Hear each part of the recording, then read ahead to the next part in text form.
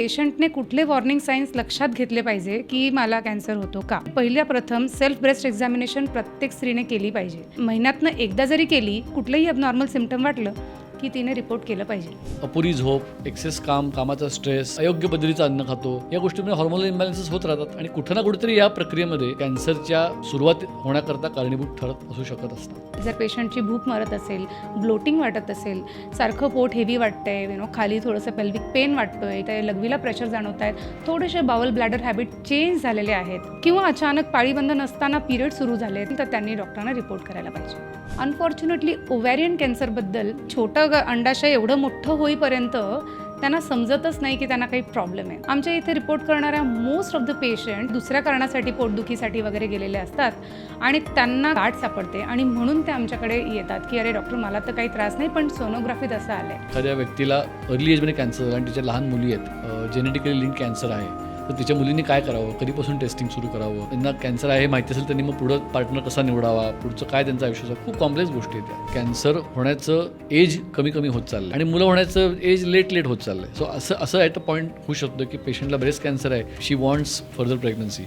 तर ह्याच्यामध्ये मुद्दा असा असतो की किमोथेरपी ही समटाईम्स ओव्हरीला थोडी घातक ठरते आणि साधारणतः 20% बायकांमध्ये ओव्हरियन फंक्शन पूर्णपणे थांबू शकतं आफ्टर किमोथेरपी. जी स्त्री असते तिचं कॅन्सर आता बरा झालेला आहे, तिची किमोथेरपी संपलेली आहे, तरी देखील त्यांच्यातले सेक्शुअल रिलेशन किंवा त्यांच्यातली आधीची केमिस्ट्री ही परत येत नाही, कारण की तिला भीती वाटते की हा काय विचार करेल, एवढ्या मोठ्या कॅन्सरमधून बरी झाली आणि ही सेक्सबद्दल कशी बोलते. बऱ्याचदा पार्टनरच एकमेकांशी कम्युनिकेट करत नाही. जर ओरल कॉन्ट्रासेप्टिव्ह पिल्स तुम्ही 5 वर्षापर्यंत कंटिन्युअस घेत आहात तर त्याच्यानंतर त्याला स्टॉप करणं गरजेचं आहे, कारण त्यापुढे त्याची रिस्क कॅन्सर सर्व्हिक्ससाठी वाढायला लागते.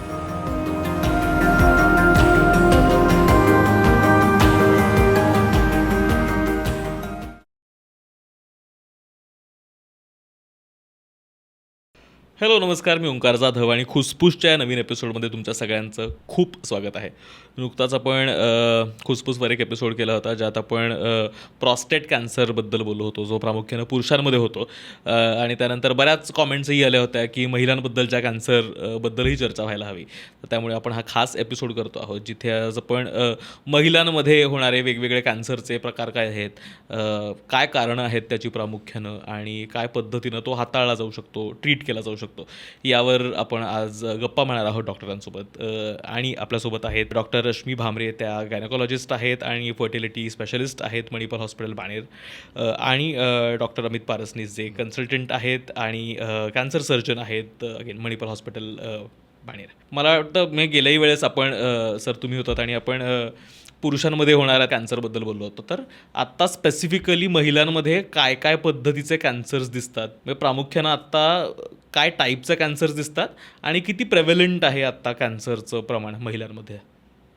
तर महिलांमध्ये आपण जर महिला स्पेसिफिक जे अवयव आहेत असं म्हटलं त्याच्यामध्ये, आणि तेच कॅन्सर प्रामुख्याने दिसतात, त्याच्यामध्ये ब्रेस्ट कॅन्सर हा सर्वात कॉमनेस्ट कॅन्सर आहे, जो जगामधल्या महिलांमध्ये हा कॉमनेस्ट कॅन्सर आहे. त्याच्या खालोखाल युटराईन कॅन्सर किंवा सर्वायकल कॅन्सर आणि ओव्हेरियन कॅन्सर असे 3 कॅन्सर महिलांमध्ये दिसून येतात. 1, 2, 3, 4. याच्यामध्ये थोडंसं डिफरन्सिएशन असं आहे की सर्विक्स हा गर्भाशयाचा खालचा भाग असतो, त्याला ग्रीवा असं म्हणतात, आणि गर्भाशय ज्याचं आतलं अस्तर असतं त्याला एंडोमेट्रियम असं म्हणतात. तर त्याचा एक वेगळा कॅन्सर असतो. ओके. आणि ओव्हरी म्हणजे अंडाशय, ओव्हरी म्हणजे अंडाशय, त्याचा कॅन्सर वेगळा असतो. आणि ब्रेस्ट हा एक ॲक्च्युली जरी जेनेटल ऑर्गन नसला तरी तो फिमेल स्पेसिफिक ऑर्गन आहे, त्याचाही कॅन्सर खूप कॉमनेस्ट आहे. एक नोंद घेण्यासारखी गोष्ट अशी आहे की खूप काळापर्यंत भारतामध्ये सर्वायकल कॅन्सर हा स्त्रियांमधला कॉमनेस्ट कॅन्सर होता आणि वेस्टर्न वर्ल्डमध्ये ब्रेस्ट कॅन्सर हा कॉमनेस्ट कॅन्सर होता. पण साधारणतः गेल्या 5 ते 10 वर्षांमध्ये ब्रेस्ट कॅन्सरने सर्वायकल कॅन्सरला ओलांडून भारतामध्येही स्त्रियांमधला कॉमनेस्ट कॅन्सर हे हा आता नंबर 1ला ब्रेस्ट कॅन्सर झालेला आहे. बापरे. तर बऱ्यापैकी ब्रेस्ट कॅन्सरच्या केसेस आता आपल्याला जास्त दिसतात. मी थोडेसे आकडे सांगू इच्छितो की साधारणतः गेल्या 2022चे आकडे आहेत की total number of cancers, breast cancers इंडियामध्ये साधारणतः 1.25 ते 2 लाख त्यावर्षी होते, आणि सर्विक्सचे कॅन्सर साधारणतः 1.25 लाखापर्यंत होते. ओव्हरीचे कॅन्सर्स म्हणजे अंडाशयाचे साधारणतः 50,000 आणि एंडोमेट्रियमचे कॅन्सर साधारणतः 15,000 ते 20,000 कॅन्सर्स हे होते गेल्या म्हणजे 2-1 वर्षापूर्वीच्या सेन्ससमध्ये. हे स्टॅटिस्टिक्स 2 वर्षापूर्वीचे आहेत. तर असं दिसून येतं की ब्रेस्ट कॅन्सर हा कॉमन झाला आहे शहरामध्ये. साधारणतः आपण त्याचं म्हणू त्याचं प्रमाण जे आहे ते 30 ते 40 बायका पर लॅक विमेन असं प्रमाण आहे बापरे. त्याचं. हां, म्हणजे every lakh women in the city त्यातल्या 35 ते 40 बायकांना ब्रेस्ट कॅन्सर होण्याची शक्यता असते, ब्रेस्ट कॅन्सर होतो असं. आणि बऱ्यापैकी मोठं बर्डन आहे ब्रेस्ट कॅन्सरचं. साधारणतः आपण म्हटलं तर म्हणजे आपलं पॉप्युलेशन आपली 140 कोटी आहे, तसा हिशोब केला पाहिजे की साधारणतः पर लाख 30 बायकांना कॅन्सर होण्याची शक्यता असते. आणि टोटल कॅन्सर बर्डनच वाढत चाललं आहे. मला काही असं कोणाला घाबरायचं नाही आहे, पण एक स्टॅटिस्टिक असं सांगतं की 2.2 कोटी कॅन्सर्स होते 2022मध्ये जगभरामध्ये. त्याचं प्रमाण वाढून 2050पर्यंत 3.5 कोटीपर्यंत जाणार, म्हणजे जवळजवळ 1.5पट बापरे राईज होणार आहे कॅन्सरमध्ये. याचं कारण काय आहे की पॉप्युलेशनही वाढतं आहे, नंतर अवेअरनेस वाढतो आहे, डायग्नोस्टिक टेक्निक्स वाढत आहेत, आणि अर्बन लाईफस्टाईल आहे बरेच. त्याच्यामध्ये ज्या जीवनशैलीतले जे काही प्रॉब्लेम्स आहेत ते तर आहेच आहेत. त्यामुळे कॅन्सर हा वाढत चालला आहे, आणि विशेषतः विमेनमधला कॅन्सर हा वाढत चालला आहे. कारण का की त्यांची जी धकाधकीची लाईफस्टाईल आहे आणि विविध प्रकारचे अवयव अफेक्ट होऊ शकतात. हे साधारणतः हा म्हणजे महत्त्वाचा टॉपिक आहे. कारण बायकांमध्ये आपण असं म्हटलं तर साधारणतः 1 लाखात 186 बायकांना कॅन्सर इन जनरल होऊ शकतो. जसं आपण ब्रेस्ट कॅन्सर म्हटलं 35 आहे, तसा कुठल्याही प्रकारचा कॅन्सर 186 बाय 212 पुरुष आणि 186 महिला यांना कॅन्सर होऊ शकतो, अशी स्टॅटिस्टिक्स आहेत. तर nothing to be afraid of, पण अवेअरनेस तर पाहिजे. हो. आणि आता पण ज्यावेळेस जे प्रमुख दिसणारे कॅन्सर आहेत तर त्या सगळ्यांमध्ये वेगळेपण काय आहे? म्हणजे त्यांची लक्षणं, त्यांचे येणारे सिम्पटम्सपासून आणि त्यांची कारणं, यात आपण असं काही डिफरन्शिएट करू शकतो का? की ब्रेस्ट कॅन्सर हा आपण असं म्हणू इसेन्शियली अर्बन लोकांचा कॅन्सर झालेला आहे. कारण अर्बन जीवनशैली म्हणजे शहरी जीवनशैली, याच्यामुळे येणारे जे लाईफस्टाईल इश्यूज आहेत, डाएट म्हणा, ओबेसिटी म्हणा, लेट मॅरेजेस, लेट प्रेग्नन्सी, आणि अजून लाईफस्टाईल डिसीजेस जे बाकीचे येतात म्हणजे कार्डिओव्हॅस्क्युलर डिसीजेस, या सगळ्यांचा परिणाम कुठेतरी स्त्रीच्या शरीरातल्या हॉर्मोन्सवरती होतो. आणि इन सम वे सगळे कॅन्सर्स आहे, आणि specially breast cancer are related to the hormonal changes in the body. म्हणजे हॉर्मोननी होणारे जे स्त्रियांच्या शरीरामधले मासिक बदल आहेत त्याच्यामुळे सुद्धा कॅन्सरचं एक रिस्क स्त्रीची वाढते. जसं आपण म्हणतो की मासिक पाळी जेव्हा असते तेव्हा युट्रसमध्ये काही बदल होतात, आणि मासिक पाळी संपली, ब्लिडिंग संपलं की परत ते बदल महिनाभरात वेगळे सुरू होतात की परत मासिक पाळी येते. तसेच नकळत आपल्या ब्रेस्टमध्येही बदल होत असतात की ज्याच्यामध्ये ब्रेस्ट वाढतं, त्याच्यामध्ये थोडीशी सूज येते, पाणी साठू शकतं, विविध प्रकारच्या गाठी होऊ शकतात. आणि ही जी प्रोसेस आहे नॉर्मल जी आपण त्याला डेव्हलपमेंट आणि इन्व्होल्युशन म्हणजे वाढ आणि क्षय, ही जी प्रोसेस आहे, ही प्रक्रिया कुठेतरी त्याच्यामध्ये काहीतरी चुकतं आणि मग कॅन्सरचा उगम होतो असं म्हटलं जातं. सो ब्रेस्ट कॅन्सर हा त्याच्यामुळे होतो. लक्षणं आपण जर म्हटलं तर ब्रेस्ट कॅन्सर बरेच वेळेला गाठ असते बायकांना, ती कुठल्या तरी कारणाने लक्षात येते, कधी आंघोळ करताना लक्षात येते, कधी काही मार लागला म्हणून लक्षात येते. अगदी एकदम चौकस स्त्री असेल तर ती जेव्हा म्हणजे तिला स्वतःच्या शरीराची माहिती असते आणि तिला जाणवतो की काहीतरी वेगळेपण आहे, तेव्हा ती डॉक्टरकडे जाते, तेव्हा ती लक्षात येते. लक्षात घेण्याजोगी बाब अशी आहे की तो त्रास कधी काही होणार नाही. बऱ्याच बायका आमच्याकडे येतात की मला गाठ आहे पण त्रास नाही आहे की, तर त्रास व्हायची वाट बघायचं कारण नाही आहे, कारण का ब्रेस्ट कॅन्सर हा त्रास देणारच नाही. तो अवयव असा आहे की एक त्याचं पर्टिक्युलर फंक्शन आहे, ह्याच्यामध्ये स्तनपानाचं फंक्शन जे आहे ते फंक्शन झालं की त्याचं तसा शरीरामध्ये तसं काही त्याचं कार्य नसतं, त्यामुळे तो त्रास देणारच नाही. पण गाठ आहे आणि त्रास देत नाही म्हणून दुर्लक्ष केलं आणि गाठ वाढली, असे कित्येक ब्रेस्ट कॅन्सरचे पेशंट्स आमच्याकडे अजूनही येतात. ही दुर्दैवाची बाब आहे. तर ब्रेस्ट कॅन्सर हा एक स्त्रियांच्या मधल्या कॅन्सरचा मोठा भाग झाला. अजून जे बाकीचे कॅन्सर्स आहेत ते बरेचसे कॅन्सर्स हे गायनेकोलॉजिस्टकडे प्रेझेंट होतात, कारण का त्या मासिक पाळी आणि त्याच्याशी रिलेटेड तक्रारी असतात. डॉक्टर रश्मी सांगतील त्याच्याविषयी. हो नक्कीच. म्हणजे पेशंट ब्रेस्टचे प्रॉब्लेम घेऊन गायनॅककडेच प्रथम येतात. तर मी याला गायनॅक पॉईंट ऑफ व्ह्यूने थोडंसं एक्सप्लेन करून थोडी पार्श्वभूमी देऊ इच्छिते. आता हे 3-4 जे कॅन्सर्स आहेत त्याच्यातले टिपिकली ब्रेस्ट कॅन्सर, एंडोमेट्रियल म्हणजे गर्भाशयाचे अस्तरचे कॅन्सर आणि ओव्हॅरियन कॅन्सर हे हॉर्मोनशी निगडीत आहेत, आणि ते पण स्त्रीच्या हॉर्मोनशी निगडीत आहेत, आणि म्हणून मासिक पाळीचा त्याचा जबरदस्त रोल असतो. आपल्या शरीरामध्ये म्हणजे बायकांच्या शरीरामध्ये 2 प्रकारचे हॉर्मोन असतात, एक इस्ट्रोजन आणि प्रोजेस्ट्रॉन. इस्ट्रोजनचं काम आहे वाढ देणे, मग ते आपल्या शरीरातल्या सगळ्या अवयवांना वाढवतं.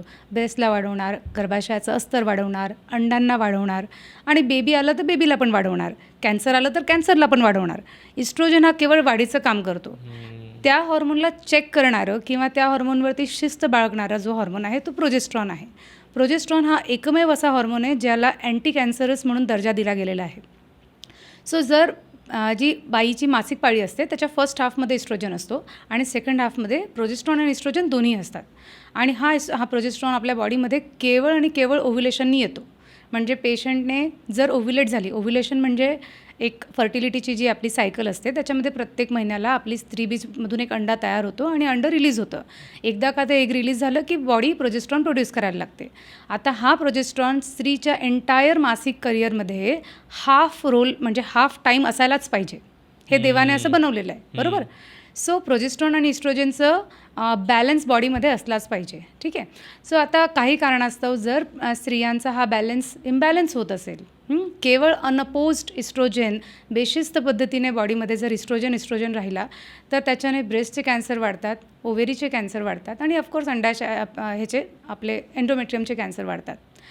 आणि म्हणूनच प्रिव्हेंटिव्ह किंवा तेच रिस्क फॅक्टर्स आहेत की ज्या पेशंटला एक्सेसिव्ह ओबेसिटी आहे. कारण ओबेसिटी अशी गोष्ट आहे, लठ्ठपणा, की ज्याच्यामध्ये पेरिफेरल फॅटच आपला इस्ट्रोजन कन्व्हर्जन करतो. म्हणजे अंडाशय तर इस्ट्रोजन बनवतंच आहे, additionally estrogen is synthesize from fat. मग पेशंटला भरभरून इस्ट्रोजन बॉडीमध्ये आहे आणि त्याला शिस्त लावणारा जर प्रोजेस्ट्रॉन नसेल, जसं PCODमध्ये झालं आणि बाकीच्या मासिक पाळींचे प्रॉब्लेम झाले, तर तेव्हा हे हॉर्मोन्स आपल्या बॉडीमध्ये इम्बॅलन्स करायला लागतो. जेव्हा हा प्रॉब्लेम वर्षानुवर्षे होत राहतो तेव्हा पेशंटची रिस्क कॅन्सरसाठी वाढून जाते. So coming back to the symptoms, की पेशंटने कुठले वॉर्निंग साईन्स लक्षात घेतले पाहिजे की मला कॅन्सर होतो का. तर ब्रेस्ट हा सुपरफिशियल ऑर्गन आहे जो दिसतो पेशंटला बाहेर. त्यामुळे प्रथम सेल्फ ब्रेस्ट एक्झामिनेशन प्रत्येक स्त्रीने केली पाहिजे. रोज महिन्यातनं एकदा जरी केली, स्वतः मिररमध्ये बघून किंवा पाल्पेटरी मेथडने हाताने चेक करून, तर स्तनांचा आकार आणि स्किन जशी जी नेहमी दिसते तशी दिसत नाही आहे, वाढत चालला आहे आकार, स्किनचा रंग चेंज होतो आहे, ऑरेंज पील अपिअरन्स आहे, निप्पलमधून अबनॉर्मल डिस्चार्ज यायला लागलेला आहे, यातलं कुठलंही अबनॉर्मल सिम्पटम वाटलं की तिने रिपोर्ट केलं पाहिजे. She should come to the doctor की हे असं होतं आहे. बरोबर. दुसरे जे आहेत, सर्वायकल कॅन्सरबद्दल बोलूया. सर्विक्स हा असा ऑर्गन आहे की गर्भाशयाचं तोंड, तर गर्भाशयाचं तोंड वजायनाच्या वरती आहे, ते तर दिसणं शक्यच नाही, हात पण लागणं शक्य नाही आहे. त्यामुळे जनरली पेशंट प्रेझेंट विथ की पोस्ट कॉयटल ब्लीड, संबंधानंतर ब्लिडिंग झाली. जनरली शारीरिक संबंध झाल्यानंतर ब्लिडिंग नाही व्हायला पाहिजे. पण जर एखादा कपल हे नोटीस करत असेल की संबंधानंतर ब्लिडिंग नोटीस होते, ते काही खूप मोठी ब्लिडिंग नसते, एक छोटीशी स्पॉटिंग पण असते की थोडासा डाग लागला आणि त्यानंतर ब्लिडिंग थांबली, तरी देखील तुम्ही रिपोर्ट केलं पाहिजे. आणि आम्ही ते एक्झामिन करून ठरवणार की आतमध्ये काही प्रॉब्लेम तर सुरू नाही झाली ना. सेकंडली सर्वायकल कॅन्सर बायमोडल प्रेझेंटेशनमध्ये असतात. म्हणजे जनरली आपण म्हणतो ना की एज झाली तर कॅन्सरचे प्रमाण वाढतात. सर्वायकल कॅन्सर्स 35 एजमध्ये पण होतात, यंगमध्ये, आणि 55 नंतर पण होतात. सो त्यामुळे वयाचं असं हे नाही आहे. तुम्हाला तरुणपणातच असं जर जाणवत असेल तरी तुम्ही गायनेकोलॉजिस्टकडे जायला पाहिजे. आणि ऑफकोर्स पॅप स्मिअर आणि स्क्रीनिंग हे तर करायलाच पाहिजे, त्याच्याबद्दल मी डिटेल सांगेन. दुसरा कॅन्सर, दिस इज वन की पोस्ट कॉयटल ब्लीड. दुसरं आहे की अबनॉर्मल ब्लिडिंग, की दोन पाळ्यांच्या मध्ये अचानक ब्लिडिंग होती आहे. एंडोमेट्रियल जे गर्भाशयाचे कॅन्सर आहे त्याच्यामध्ये prolong bleeding, continuous bleeding, excessive bleeding, दोन पाळ्यांच्या मध्ये अचानक होणारी इंटरमेन्स्ट्रुअल ब्लिडिंग, यातले कुठलेही पाळीशी रिलेटेड जे अबनॉर्मॅलिटी आहे तसं जर पेशंटला होत असेल तर त्यांनी डेफिनेटली गायनेकोलॉजिस्टला भेटलं पाहिजे. अनफॉर्च्युनेटली ओव्हॅरियन कॅन्सरबद्दल सगळ्यात वाईट हे आहे की तो खूप मोठा होईपर्यंत कळतच नाही. कारण देवाने स्त्रीचं ॲब्डॉमेन असं बनवलं आहे की ती बाळाला पण कॅरी करते. त्यामुळे ती छोटं अंडाशय एवढं मोठं होईपर्यंत त्यांना समजतच नाही की त्यांना काही प्रॉब्लेम आहे. आमच्या इथे रिपोर्ट करणाऱ्या मोस्ट ऑफ द पेशंट हे जनरल रुटीन सोनोग्राफी करायला दुसऱ्या कारणासाठी, पोटदुखीसाठी वगैरे गेलेले असतात आणि त्यांना गाठ सापडते आणि म्हणून ते आमच्याकडे येतात की अरे डॉक्टर मला तर काही त्रास नाही पण सोनोग्राफीत असं आलं आहे. So that is why ovarian cancer detection पण लेट होतं आहे. सो हे ओव्हॅरियनचे अनफॉर्च्युनेटली खूप काही सिम्पटम नाही, पण तरी देखील जर पेशंटची भूक मरत असेल, ब्लोटिंग वाटत असेल, सारखं पोट हेवी वाटतं आहे, खाली थोडंसं पेल्विक पेन वाटतो आहे किंवा सारखं लघवीला येतं आहे, लघवीला प्रेशर जाणवत आहेत, थोडेसे बावल ब्लॅडर हॅबिट चेंज झालेले आहेत किंवा अचानक पाळीबंद नसताना पिरियड सुरू झाले आहेत, तर दे शुड रिपोर्ट. एंडोमेट्रियल कॅन्सरचं पण सगळ्यात महत्त्वाचं कार्डिनल फीचर हेच आहे की मेनोपॉज आला, पेशंटला पाळी बंद आहे आणि अचानक ब्लिडिंग आली, सो एनी मेनोपॉझल लेडी थोडंही ब्लिडिंग जर होत असेल तर त्यांनी डॉक्टरांना रिपोर्ट करायला पाहिजे. बरोबर. ओव्हेरियन कॅन्सरची गंमत सांगतो मी तर म्हणजे राईटली शी सेड की ते कळत नाही लवकर. माझ्याकडे एक पेशंट होत्या, मध्यमवयीन पेशंट होत्या आणि वजन वाढतं असं वाटलं, मग त्यांनी डाएट कंट्रोल केला, मग काय होईना, मग जिम जॉईन केलं, तर जिममध्ये मसल वगैरे चांगले झाले पण पोट काय कमी होईना. असं झाल्यानंतर मग सोनोग्राफी केल्यानंतर लक्षात आलं की पोट हे वाढले, हे त्या वजन वाढल्यामुळे नव्हते, त्यात पाणी झालं होतं आणि ओव्हेरियन मॅलिग्नन्सी होती. बापरे. इतकी गमतीची गोष्ट आहे. तर हे फार सायलंट त्याचं प्रेझेंटेशन असतं की आणि जसं ह्यांनी सांगितलं की छोट्या छोट्या गोष्टी असतात की थोडे युरिनला त्रास होतो आहे किंवा कधी कधी कॉन्स्टिपेशन व्हायला लागलं आहे किंवा हेवीनेस वाटतो आहे, तर कधीतरी या गोष्टी मग आपण नेहमी म्हणतो की वर्षातून एकदा चेकअप करून घेतला, 6 महिन्यातून एकदा चेकअप करून घेतला किंवा कुठलाही त्रास जर आपण फार काळ दुर्लक्ष नाही केलं तर या गोष्टी लक्षात येऊ शकतात. हो, नाही कारण हे इतके कॉमन सिम्पटम्स आहेत ना, म्हणजे ब्लोटिंग वाटणं, पोटात गॅसेस झाल्यासारखं वाटणं किंवा अपचन वाटणं, यासारख्या गोष्टी तर प्रत्येकाला दर दिवशी कॉमन असतात आणि ते इतकं रेग्युलर आहे की हे काहीतरी इतक्या लांबपर्यंत जाऊ शकतं. म्हणजे उलट हे ऐकून ज्यांना रेग्युलर ब्लोटिंग असेल त्यांना भीती वाटायला लागेल की मला काही आहे का. तर कॅन्सरच्या विषयी बोलण्याचा हाच प्रॉब्लेम असतो की अर्ध्या लोकांना जास्ती अनाठाही भीती वाटायला लागते आणि अर्धी लोक म्हणतात की जरी की नाही जाऊ दे मरणाचं मग काहीच करायला नको असं. तर ते दोन्ही साईडनी व्हायला नाही पाहिजे, कुठेतरी मध्ये गाठलं पाहिजे लोकांनी. बरोबर बरोबर. एक तर आत्ता आपण कसा हे सगळे कॅन्सर्स हार्मोनल इम्बॅलन्स सोबत रिलेटेड आहेत हे बोललो. एक खूप सतत सगळेजण बोलतात ते म्हणजे कशी आत्ता बदलती आहे लाईफस्टाईल आणि मग त्याच्यामुळे कॅन्सरचं प्रमाण वाढतं आहे. तर लाईफस्टाईलचा आणि कॅन्सरचा कितपत जवळचा संबंध आहे आणि काय पद्धतीनं आपली रोजची लाईफस्टाईल, आपण ज्या रोजच्या खाण्यापिण्याच्या चॉईसेस करतो पासून वेगवेगळ्या ज्या आपल्या आयुष्यातल्या लाईफस्टाईल रिलेटेड चॉईसेस आहेत त्या कशा कॅन्सर होण्याला कारणीभूत ठरतात.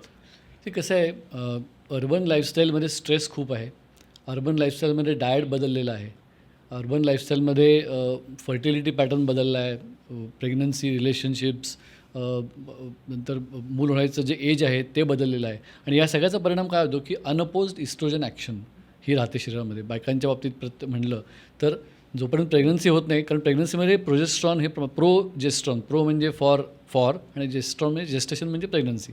तर प्रोजेस्ट्रॉन हे प्रेग्नन्सीचं हॉर्मोन आहे आणि अनअपोज्ड ॲक्शन ऑफ इस्ट्रोजन राहिली तर कॅन्सर व्हायचं प्रमाण वाढतं.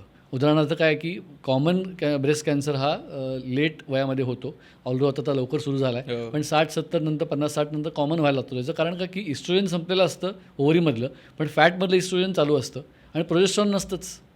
त्यामुळे इस्ट्रोजनची ॲक्शन होते ब्रेस्टवरती, कारण ते फॅटमधून कन्व्हर्जन, पेरिफरल कन्व्हर्जन होऊन इस्ट्रोजन बनतं आणि प्रोजेस्ट्रॉन नाहीच आहे, ओव्हरी बनवतच नाही प्रोजेस्ट्रॉन.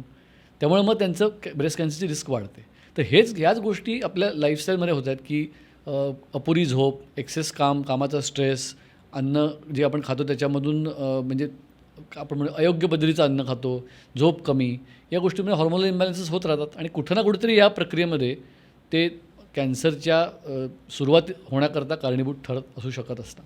बरोबर. याला मी एक दुसरा हे पण जोडू इच्छिते सरांच्या याला. एक तर मी गायनाकोलॉजिकल पॉईंट ऑफ व्ह्यू सांगते आणि दुसरा इम्युन पॉईंट ऑफ व्ह्यू सांगते. सो कसं असतं, सर्वायकल कॅन्सरबद्दल सांगायचं राहिलं की सर्वायकल कॅन्सर टिपिकली हे हॉर्मोनमुळे होत नाही.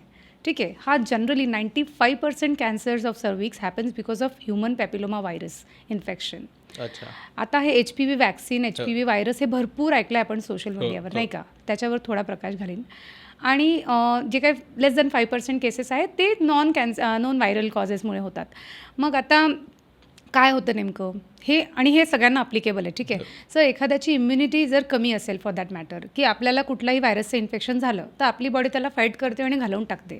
तसंच स्त्रीला देखील तिच्या एंटायर लाईफस्पॅनमध्ये हे HPVचे ना 100पेक्षा जास्त सिरोटाईप असतात. कुठल्या तरी सिरोटाईपने तिला कधीतरी इन्फेक्शन झालेलंच असतं आणि मग आपली बॉडी त्याला फाईट करते आणि त्याला काढून टाकते आणि वेलकम होऊ देत नाही. पण जर पेशंटची न्यूट्रिशन पुअर आहे, तिची हायजीन पुअर आहे, तिला मल्टिपल सेक्शुअल पार्टनर आहेत किंवा मल्टिपल सेक्शुअल डिसीजेस आहेत, HIV आहे, HIV असेल तर 6 टाईम हायर रिस्क असते कॅन्सर सर्विक्सची इन अ पेशंट. त्याच्यानंतर मल्टिपल डिलिव्हरीज आहेत. असे जे काही पुअर इम्युनिटीवाले फॅक्टर्स जर पेशंटला असले तर तिला कॅन्सर सर्विक्स काय कुठलाही कॅन्सर सहज होईल आणि ती त्या कॅन्सर, आता कुठला पण कॅन्सर कॉझिंग घटक असतो ना त्याला आमच्या भाषेत कार्सिनोजेन म्हणतात. ठीक आहे. नाव carcinogen can be a virus, it can be a chemical, it can be pollution, it can be stress, it can be hormone, anything. कुठलाही कार्सिनोजेन आपली बॉडी तेव्हाच वेलकम करते जेव्हा ती वीक असेल, तिची इम्युनिटी इंटॅक्ट नसेल. तर सर्वात प्रथम लाईफस्टाईल जर म्हटली म्हणजे स्टाईलमध्ये लाईफ जगणं नाही होत. ओके, लाईफस्टाईल म्हणजे सकस आहार, चांगलं जेवण, चांगली झोप आणि चांगली एक्सरसाइज. फॅट पर्सेंटेज आपल्या बॉडीचं ॲडिक्वेट आणि बॅलन्सच असलं पाहिजे. ह्या सगळ्या गोष्टींचे घटक जेव्हा तुमच्या बॉडीत चांगले असतात तर जरी तो कार्सिनोजेन आला तरी युअर बॉडी विल डिफेट, त्याला भांडण करेल आणि त्याला येऊ नये, वेलकम नाही होऊ देणार. That is one point. लाईफस्टाईलमध्ये प्रत्येकाने सुधार केला आणि मला वाटतं हे पुरुषांच्या पण कॅन्सरला तेवढंच अप्लिकेबल आहे. बरोबर. Smoking is one of the important factor nowadays. Urban पॉप्युलेशनमध्ये स्मोकिंग इतकी वाढली आहे. Even the girls in my OPD they are so much addicted की त्यांना स्मोकिंग सोडता येत नाही आहे. So smoking is another carcinogen की ज्याच्यामुळे बाकीचे cancer, the ovarian cancer, bladder cancer खूप प्रिडॉमिनंट होत चाललेत. आणि म्हणूनच सरांनी जे आकडे सांगितले की ते एवढे मोठे का होत आहेत, बिकॉज ऑफ दिस, है ना. मग हे लाईफस्टाईल फॅक्टर्स तुम्ही मॉडिफाय करायचे. एक दुसरं रिप्रोडक्टिव्ह लाईफस्टाईल मी त्या मुलींना खास इथे सांगू इच्छिते. मुलींनी खुशाल करिअर करावं, भरपूर शिक्षण घ्यावं, ठीक आहे, पण रिप्रोडक्टिव्ह जे आपले लाईफचे रिक्वायरमेंट्स आहेत ते करणं गरजेचं आहे. तर कसं गरजेचं आणि वाय इट इज इम्पॉर्टंट. जेव्हा बाई प्रेग्नंट होते काय होतं, 9 महिने तिला पाळी बंद असते, बरोबर. पाळी बंद असली की 2 हॉर्मोन शांत झोपतात. एक म्हणजे गर्भाशय, पाळी येतच नाही आहे, आणि दुसरं म्हणजे अंडाशय, अंडे बना नाही रहा है. सो हे दोन्ही ऑर्गन शांत झोपतात. आणि जेव्हा आपण झोपेतनं उठतो तेव्हा आपण कसं फ्रेश असतो, नाही का. सो तसं 9 महिन्याचे प्रेग्नन्सी आणि त्याच्यानंतर ब्रेस्ट फिडिंगचा काळ जो काही 5-6 महिने असेल तर हे पूर्ण वर्ष 1.5 वर्ष पेशंटचे हे दोन्ही अवयव निवांत शांत झोपलेले असतात. मग जेव्हा ते जागे होतात तेव्हा ते रिज्युमिनेट झालेले असतात, बरे झालेले असतात. त्यांच्यात थोडेफार काही आजार झालेले असतात, ते बरे पण झालेले असतात. म्हणून ज्या पेशंटला लाईफस्टाईलमध्ये एखाद्या वेळी पूर्ण प्रेग्नन्सी राहून तिने चाइल्डबर्थ केलेलं आहे, तिने ॲडिक्वेट ब्रेस्ट फिडिंग केलेली आहे, तर तिचे खटकन तिन्ही पण कॅन्सरची रिस्क कमी होते. Breast, ovarian and your endometrial cancer straight. त्याच्यानंतर त्या बाईने पुन्हा एकदा प्रेग्नन्सी केली तर उसका रिस्क अजून 2 पटीने कमी होणार, नाही का. सो हा जो आहे रिस्क फॅक्टर कमी करण्याचा प्रिव्हेंटिव्ह लाईफस्टाईलमध्ये खूप इम्पॉर्टंट रोल आहे. त्यामुळे आम्ही रेकमेंड करतो सर्वच मुलींना की जेव्हा तुमची रिप्रोडक्टिव्ह सायकल आहे तेव्हा तुम्ही 1 किंवा 2 मूल होऊ देणं हे तुमच्या कॅन्सर प्रिव्हेन्शन दृष्टीने आणि गायनाकोलॉजिकल आजारांच्या दृष्टीने खूप इम्पॉर्टंट आहे. सर्वायकल कॅन्सरबद्दल थोडं ट्रिकी आहे. सर्वायकल कॅन्सरमध्ये रिस्क फॅक्टर अशी असते की जर तुमचे मल्टिपल चाइल्ड बर्थ होत असेल vaginal child birth, vaginal trauma to the cervix असं असेल, आणि मग ऑफकोर्स तुमचं पुअर न्यूट्रिशन आणि हे ते लो सोशो इकॉनॉमिक प्रॉब्लेम्स आणि ह्या त्यामुळे सर्वायकल कॅन्सर्स वाढतात. बरोबर. पण मग याचा अर्थ असाही होत नाही ना की जितक्या नंबर ऑफ जास्त प्रेग्नन्सी असतील त्या लोकांना कॅन्सरची रिस्कच अजिबात नाही. म्हणजे प्रेग्नन्सीमुळे रिस्क कमी होते आणि जास्त प्रेग्नन्सी झालेल्या असतील तर ती पूर्णच एलिमिनेट होईल का. थोडंसं वेगवेगळ्या गोष्टी आहेत की ज्या ब्रेस्ट कॅन्सरसाठी प्रोटेक्टिव्ह गोष्टी आहेत की साधारणतः चाइल्ड बर्थ बिफोर 30 असं म्हटलं गेलं की first child birth before 30 provides you a certain protection against breast cancer. किंवा child birth multiple 2 or more children आणि ब्रेस्ट फिडिंग पण केलं आहे तर ब्रेस्ट कॅन्सरची रिस्क कमी होते. पण at the same time early child birth आणि वजायनल डिलिव्हरी आणि multiple children increase the risk of cervical cancer. पण सर्वायकल कॅन्सर आपल्याला प्रिव्हेंट करायला किंवा सर्वायकल कॅन्सरवर कंट्रोल करायला काही चांगल्या गोष्टी आपल्याला आहेत. त्याच्यामध्ये हायजीन मेंटेनन्स आहे. नंतर दुसरं म्हणजे आता बरेच वर्ष गेले आपल्याला माहिती आहे की 99% सर्वायकल कॅन्सर्स हे HPV इन्फेक्शनमुळे होतात. HPV इन्फेक्शन जेव्हा स्त्रीची सेक्शुअल ॲक्टिव्हिटी सुरू होते तेव्हा ती ससेप्टेबल असते, ते पुरुषाकडूनच येते इन्फेक्शन तिला. आणि हे प्रिव्हेंटेबल कॅन्सर आहे हा की, आणि आय थिंक जगातला एखादाच कॅन्सर आहे की ज्याला प्रिव्हेंटेबल वॅक्सिन आहे की जर मुलीला सेक्शुअल ॲक्टिव्हिटी सुरू होण्यापूर्वी, लग्न होण्यापूर्वी तिला जर वॅक्सिनेशन दिलं आणि तिचं नंतर तिने रेग्युलर फॉलोअप ठेवला आणि पॅप्समियर्स केले आणि स्क्रीनिंग व्यवस्थित केलं तर more than 90% breast cervical cancer eradicate होऊ शकतो ॲडिक्वेटली वॅक्सिनेशन आणि नंतर ॲडिक्वेट काळजी घेतली तर ह्या थोड्याशा अशा ऑपोजिट गोष्टी आहेत ब्रेस्ट आणि सर्विक्सच्या. पण point to be noted is की ब्रेस्ट कॅन्सर वाढतो आहे, सर्विक्स कॅन्सर कमी झाला आहे शहरांमध्ये. आज सगळं जग शहरात राहायला येते. सर्विक्स कॅन्सर कमी झाला आहे. एंडोमेट्रियल कॅन्सर आणि ओव्हरियन कॅन्सर जे हॉर्मोन्सशी रिलेटेड आहेत थोडे ते वाढत आहेत. ब्रेस्ट कॅन्सर जो हॉर्मोन्सशी रिलेटेड आहे तो वाढतो आहे. असं एक पिक्चर मी तुम्हाला एक सांगू इच्छितो गंमत की मी अनेक वर्ष मी बाहेर जाऊन ऑपरेशन करतो अहमदनगर किंवा त्या त्या भागामध्ये, आणि तिथे सगळे म्हणजे रुरल साईडचे पेशंट्स येतात. पूर्वी खूप सर्विक्स कॅन्सरचे पेशंट्स तिथे यायचे. मी आठवड्याला 2 केसेस ऑपरेट करायचो तिकडे सर्वायकल कॅन्सरच्या. ऑफ लेट गेल्या 5 वर्षांमध्ये तिथेही ब्रेस्ट कॅन्सर आणि एंडोमेट्रियल कॅन्सरचे आणि ओव्हरियन कॅन्सरचे पेशंट्स वाढलेत. सर्व्हिस कॅन्सरचे पेशंट्स कमी झालेत. अवेअरनेस आहे लोकांमध्ये.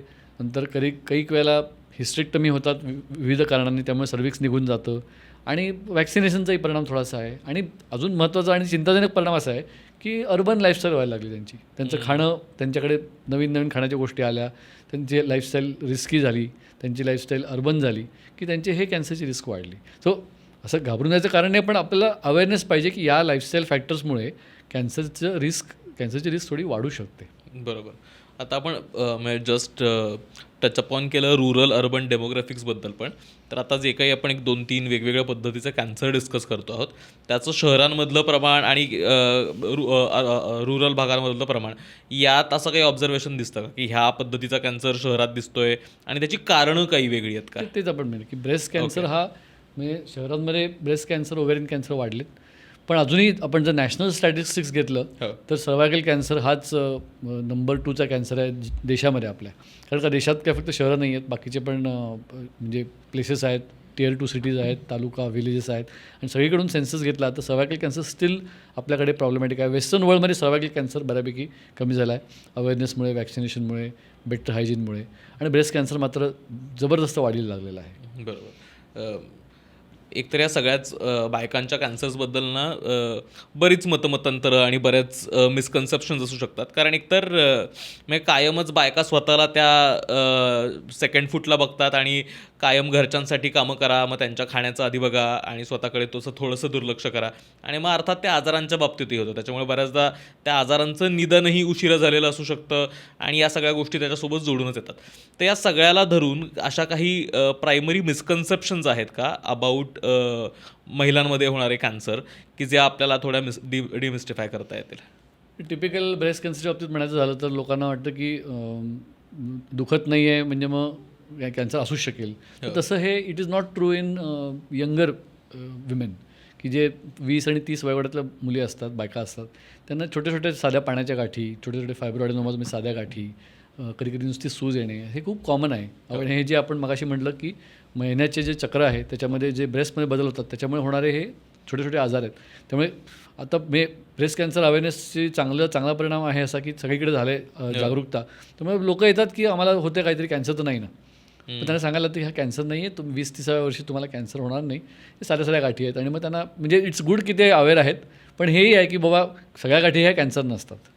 दुसरं म्हणजे आपण काय कुठेतरी बघतो आजकाल सोशल मीडियावरती की अमुक कपडे घातल्याने कॅन्सर होतो, तमुक रंगाचे कपडे किंवा तमुक घट्ट वगैरे. तर तसं त्याचं अर्थार्थी काही सायंटिफिक बऱ्याचदा लोकांना असं वाटतं की घट्ट अंडरगार्मेंट्स घातल्यामुळे काळ्या रंगाच्या असं काही सायंटिफिकली त्याचं काही एक्सप्लेनेशन नाही आणि सायंटिफिकली त्याला काही एव्हिडन्स पण नाही आहे की अशा गोष्टींमुळे कॅन्सर होतो वगैरे. सो याला मी ॲड करू इच्छिते एजबद्दल सर म्हणालात तसं की कॅन्सर हे म्हातारपणात होतं आणि म्हातारपणातच रुटीन हेल्थ चेक करायला पाहिजे, दॅट इज व्हेरी रॉंग. माझ्याकडे रिपोर्ट केलेल्या कितीतरी पेशंट मी सांगू शकेन. एक पेशंट आमच्याकडे आलेली फर्टिलिटीसाठी आली होती. तिचं वय होतं 29 आणि तिला प्रेग्नन्सी हवी होती. लग्नाला 3 वर्ष झाले, डॉक्टर आम्हाला प्रेग्नंट करा. सो पहिलाच वर्कअप असतो सोनोग्राफी, की चला आपण सोनोग्राफी करून बघूया अंडाशय काय म्हणते, अस्तर काय म्हणते.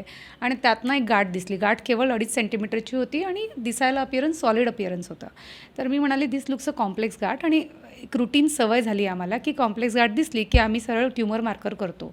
तिचं एक ट्युमर मार्कर एकदम मार्जिनली रेज्ड होतं, एकदम मार्जिनली. म्हणजे त्याला आपण एखादा कॅन्सर सर्जन म्हणेल की काहीच नाही आहे, इतकं ते मार्जिनल होतं. आणि उगाच फक्त काही शंका नको मनात ऑपरेट करण्याच्या आधी, कारण ऑपरेट तर करावं लागणार होतं. मी तिला बोलली देखील की हे काढल्याशिवाय मी तुझी फर्टिलिटी ट्रीटमेंट पुढे नाही करू शकत.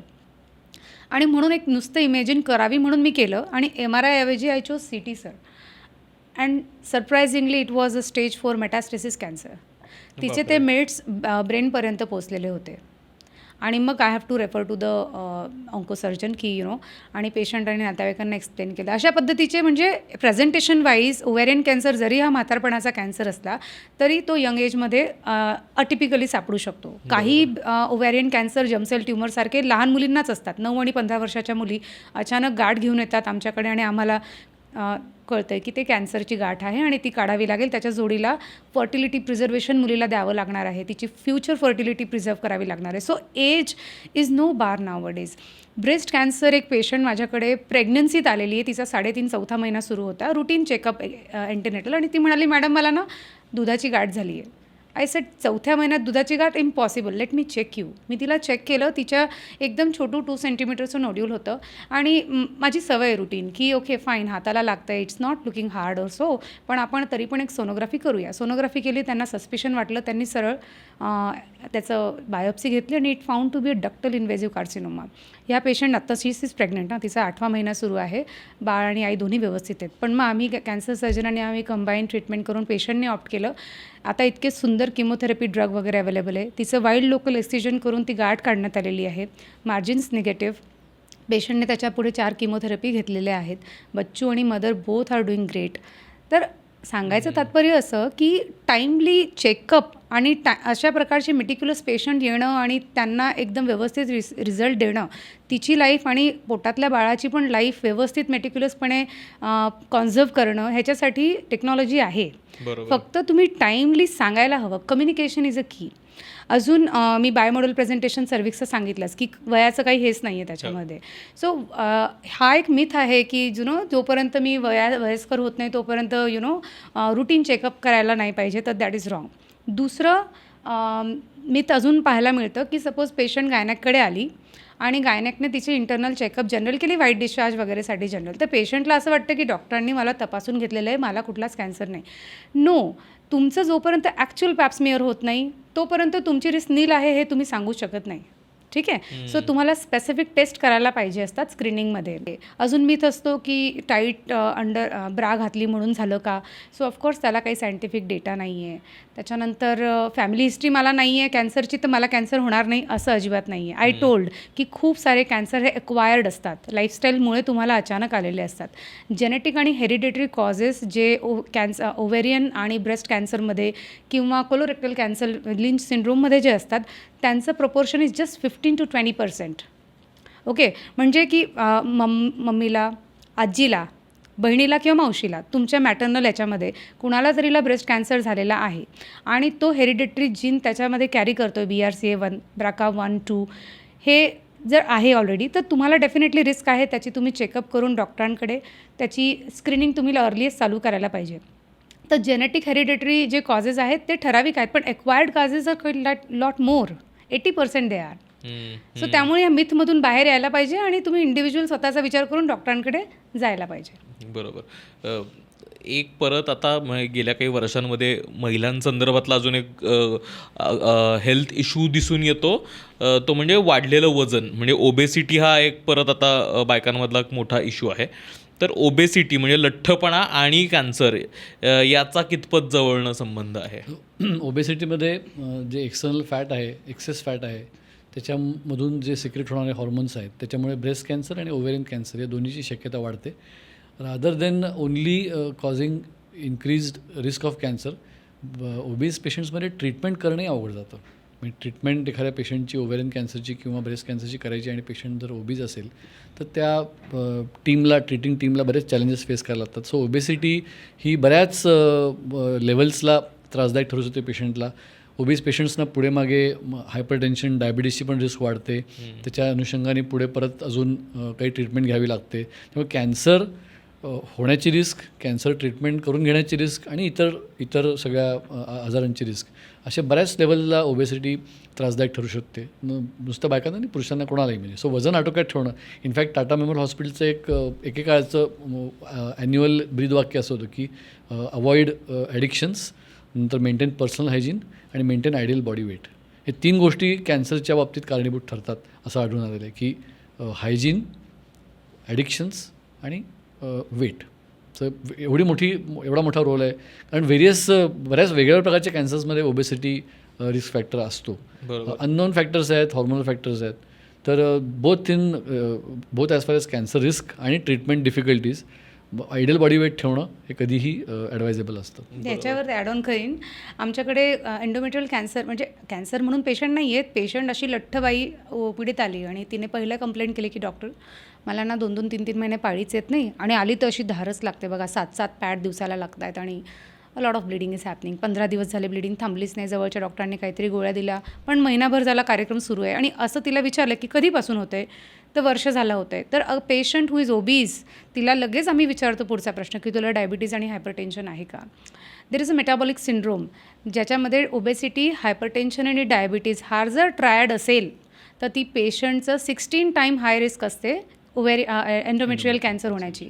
त्यामुळे त्या पेशंटला तर प्रथम आम्हाला प्रोजेस्ट्रॉन थेरपीचा कवर देणे, तिचं गर्भाशयाची इमिजिएट स्क्रीनिंग करणे आणि अजून ऑलरेडी कॅन्सर सुरू झालं आहे की नाही हे बघणं पहिला प्रथम कर्तव्य आहे. त्यामुळे तुम्ही टाईमली जर हे सगळे प्रॉब्लेम तुम्हाला असतील तर तुम्ही ह्या पिरियडच्या प्रॉब्लेमला इग्नोर नाही करायला पाहिजे आणि इमिजिएट डॉक्टरांकडे जायला पाहिजे.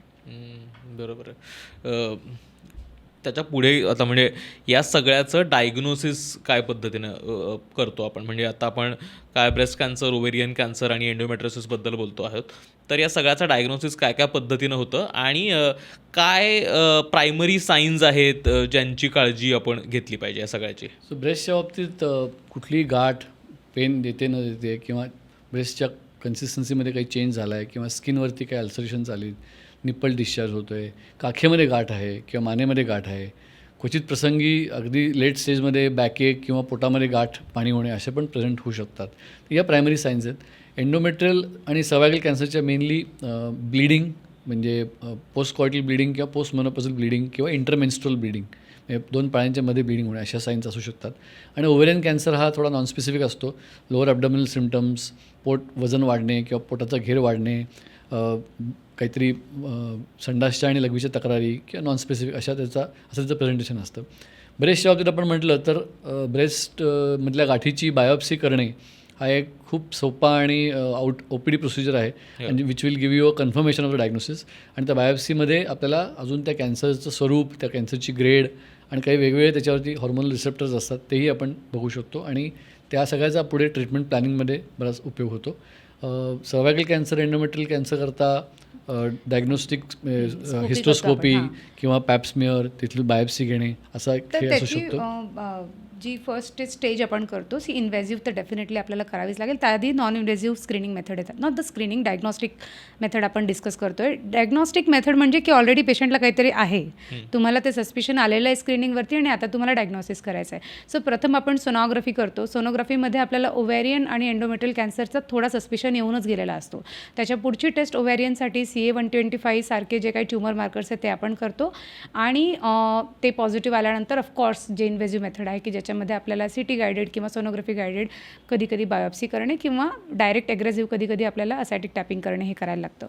जे एंडोमेट्रियलचे कॅन्सर्स किंवा डाऊट असेल की आतमध्ये गाठ दिसते किंवा अस्तर खूप वाढलेलं आहे, त्यावेळी आम्ही सरळ एक डे केअर प्रोसिजरमध्ये एक छोटी दुर्बीण योनी मार्गातनं गर्भाशयात टाकतो. अंडर विजन आम्ही चेक करतो की तुम्हाला आतमध्ये गाठ तयार झाली आहे का, अस्तर खराब झालं आहे, नेमकं काय झालं आहे आणि जे काही असेल ते पूर्ण एंटायर सॅम्पल आम्ही कलेक्ट करतो आणि त्याला टेस्टिंगला पाठवतो. पेशंटला सेम डेला डिस्चार्ज केलं जातं. It's a simple day care procedure. अंगावरती कुठलाही चिरा वगैरे काही नसतो आणि 4थ्या-5व्या दिवशी रिपोर्ट येते की पेशंटला प्री कॅन्सरस काही कंडिशन आहे का, कॅन्सर ऑलरेडी सुरू झालेला आहे. ज्या पेशंटमध्ये आम्हाला सस्पिशन आहे की इथे कॅन्सर वाटत नाही पण ही पेशंटला जर मदत नाही केली तर ही पुढे जाऊन कॅन्सरमध्ये रूपांतरित होईल, असे जे सस्पेक्टेड पेशंट असतात आणि तिला क्रॉनिकली म्हणजे खूप आधीपासून पिरियडचा प्रॉब्लेम पण सुरू आहे, त्यांना आम्ही मिरेना नावाचं एक डिव्हाइस पण इन्सर्ट करतो. मिरेना हे अगेन एक हॉर्मोनची डिव्हाइस आहे, कॉपर्टीसारखीच असते. ती पण आम्ही हिस्ट्रोस्कोपी आणि DNCच्या सेटिंगमध्येच आम्ही इन्सर्ट करतो. तिचा एक प्रूव्हन बेनिफिट आहे की जे प्री कॅन्सरस कंडिशन आहे त्याला ते रिव्हर्स करू शकतं.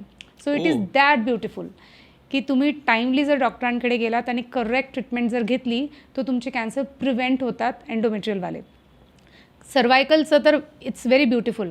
US असं म्हटलं गेलेलं आहे की सर्वायकल कॅन्सर केवळ त्यांना होतो ज्यांनी स्क्रीनिंग मिस केली आहे पॅप्समिअरची किंवा वॅक्सिन मिस केलं आहे. So they are very confident की हे मिस केलं तरच तुम्हाला कॅन्सर होणार. तर त्यामुळे कॅन्सर सर्व्हिक्स डिटेक्ट करण्याची आणि प्रिव्हेंट करण्याच्या खूप सुंदर अवेलेबिलिटी सध्या टेक्नॉलॉजी आहे. बरोबर. तर HPV वॅक्सिनबद्दल आपण बोलूया. या HPV वॅक्सिनमध्ये कसं आहे की जसं मी सांगितलं HPVचे ना 100पेक्षा जास्त सिरोटाईप आहेत. त्याच्यातले कॅन्सर कॉझिंग सिरोटाईप 16, 18, 31, 33, 45, 52 आणि 58. ठीक आहे. तर ह्यांचे आणि त्याच्यानंतर जेनेटल वॉर्ड्स नावाचा एक सेक्शुअली ट्रान्समिटेड आजार करणारा हा HPV व्हायरस असतो. ह्यांचं सगळ्यांचं मिळून एक वॅक्सिन तयार केलेलं आहे. मग हे वॅक्सिन माझ्याकडे कितीतरी पेशंट येऊन विचारतात की मॅडम हे वॅक्सिन मी घेऊ का आणि मी कोणाला घ्यायला पाहिजे. ठीक आहे. सो आम्ही हे रिकमेंड करतो की सर्व मुलं आणि मुली सगळ्यांनीच हे वॅक्सिन घ्यायला पाहिजे. 1. दुसरं कधी घ्यायला पाहिजे तर 9 पासून ते 15 वयापर्यंत सगळ्या मुलांची स्कूलमध्ये असतानाच वॅक्सिनेशन व्हायला पाहिजे. US आणि UKच्या याच्यात तर स्कूलमध्येच वॅक्सिनेशन प्रोग्राम असतात आणि मुलांना कंपल्सरी हे वॅक्सिन दिले जातात before the sexual activity begins. ठीक आहे. त्याच्यावरती स्टडी पण झाली आहे की बाबा वॅक्सिन दिल्याने काय सेक्शुअल ॲक्टिव्हिटी वाढली काय मुलांमध्ये, तर तसं काही नाही आहे. ठीक आहे. सो ह्यांना आपण अर्ली एजमध्ये वॅक्सिनेट जर केलं तर त्यांना 2च शॉट द्यावे लागतात. दोन्ही शॉट एक 6 मंथ किंवा 12 मंथच्या इंटरवलनी द्यायचे. Simple, that's it. आणि जर सपोज तुमचं वय 15वा बर्थडे झाला आहे आणि मग आता काय करायचं डॉक्टर, तर येस 15 पासून ते 25-26 पर्यंत पण तुमचं वय असेल तरी तुम्ही वॅक्सिन घ्या even if you are sexually active. आणि 3 डोसेस घ्या, 0, 2 and 6 for the better immune response. Okay. आणि सपोज तुमचं वय 25-26च्या वरती आहे, तुम्ही ऑलरेडी सेक्शुअली ॲक्टिव्ह आहात, मग आता काय करायचं, वॅक्सिनचं गेलं का वय, तर नाही. यू कॅन ऑलवेज तुम्ही तुमच्या हेल्थकेअर प्रोव्हायडरशी नेहमी डिस्कस करू शकतात. HRHPVची टेस्टिंग अवेलेबल आहे. सरळ सर्विक्सचा एक स्वॅब घ्यायचा आणि त्याच्यात बघायचं की मला इन्फेक्शन झालं आहे का. जर मला इन्फेक्शन नाही झालेलं तर मला सेफ्टी मिळेल मी जर वॅक्सिन घेतलं तर. सो तुम्ही ते वॅक्सिन घेऊ शकता आणि घेतलं की तुम्ही प्रोटेक्ट होतात. आणि काही पेशंट म्हणतात की डॉक्टर आता मला लग्न करायचं आहे आणि मला बेबी प्लॅन करायचा आहे, मी कधी घेऊ वॅक्सिन.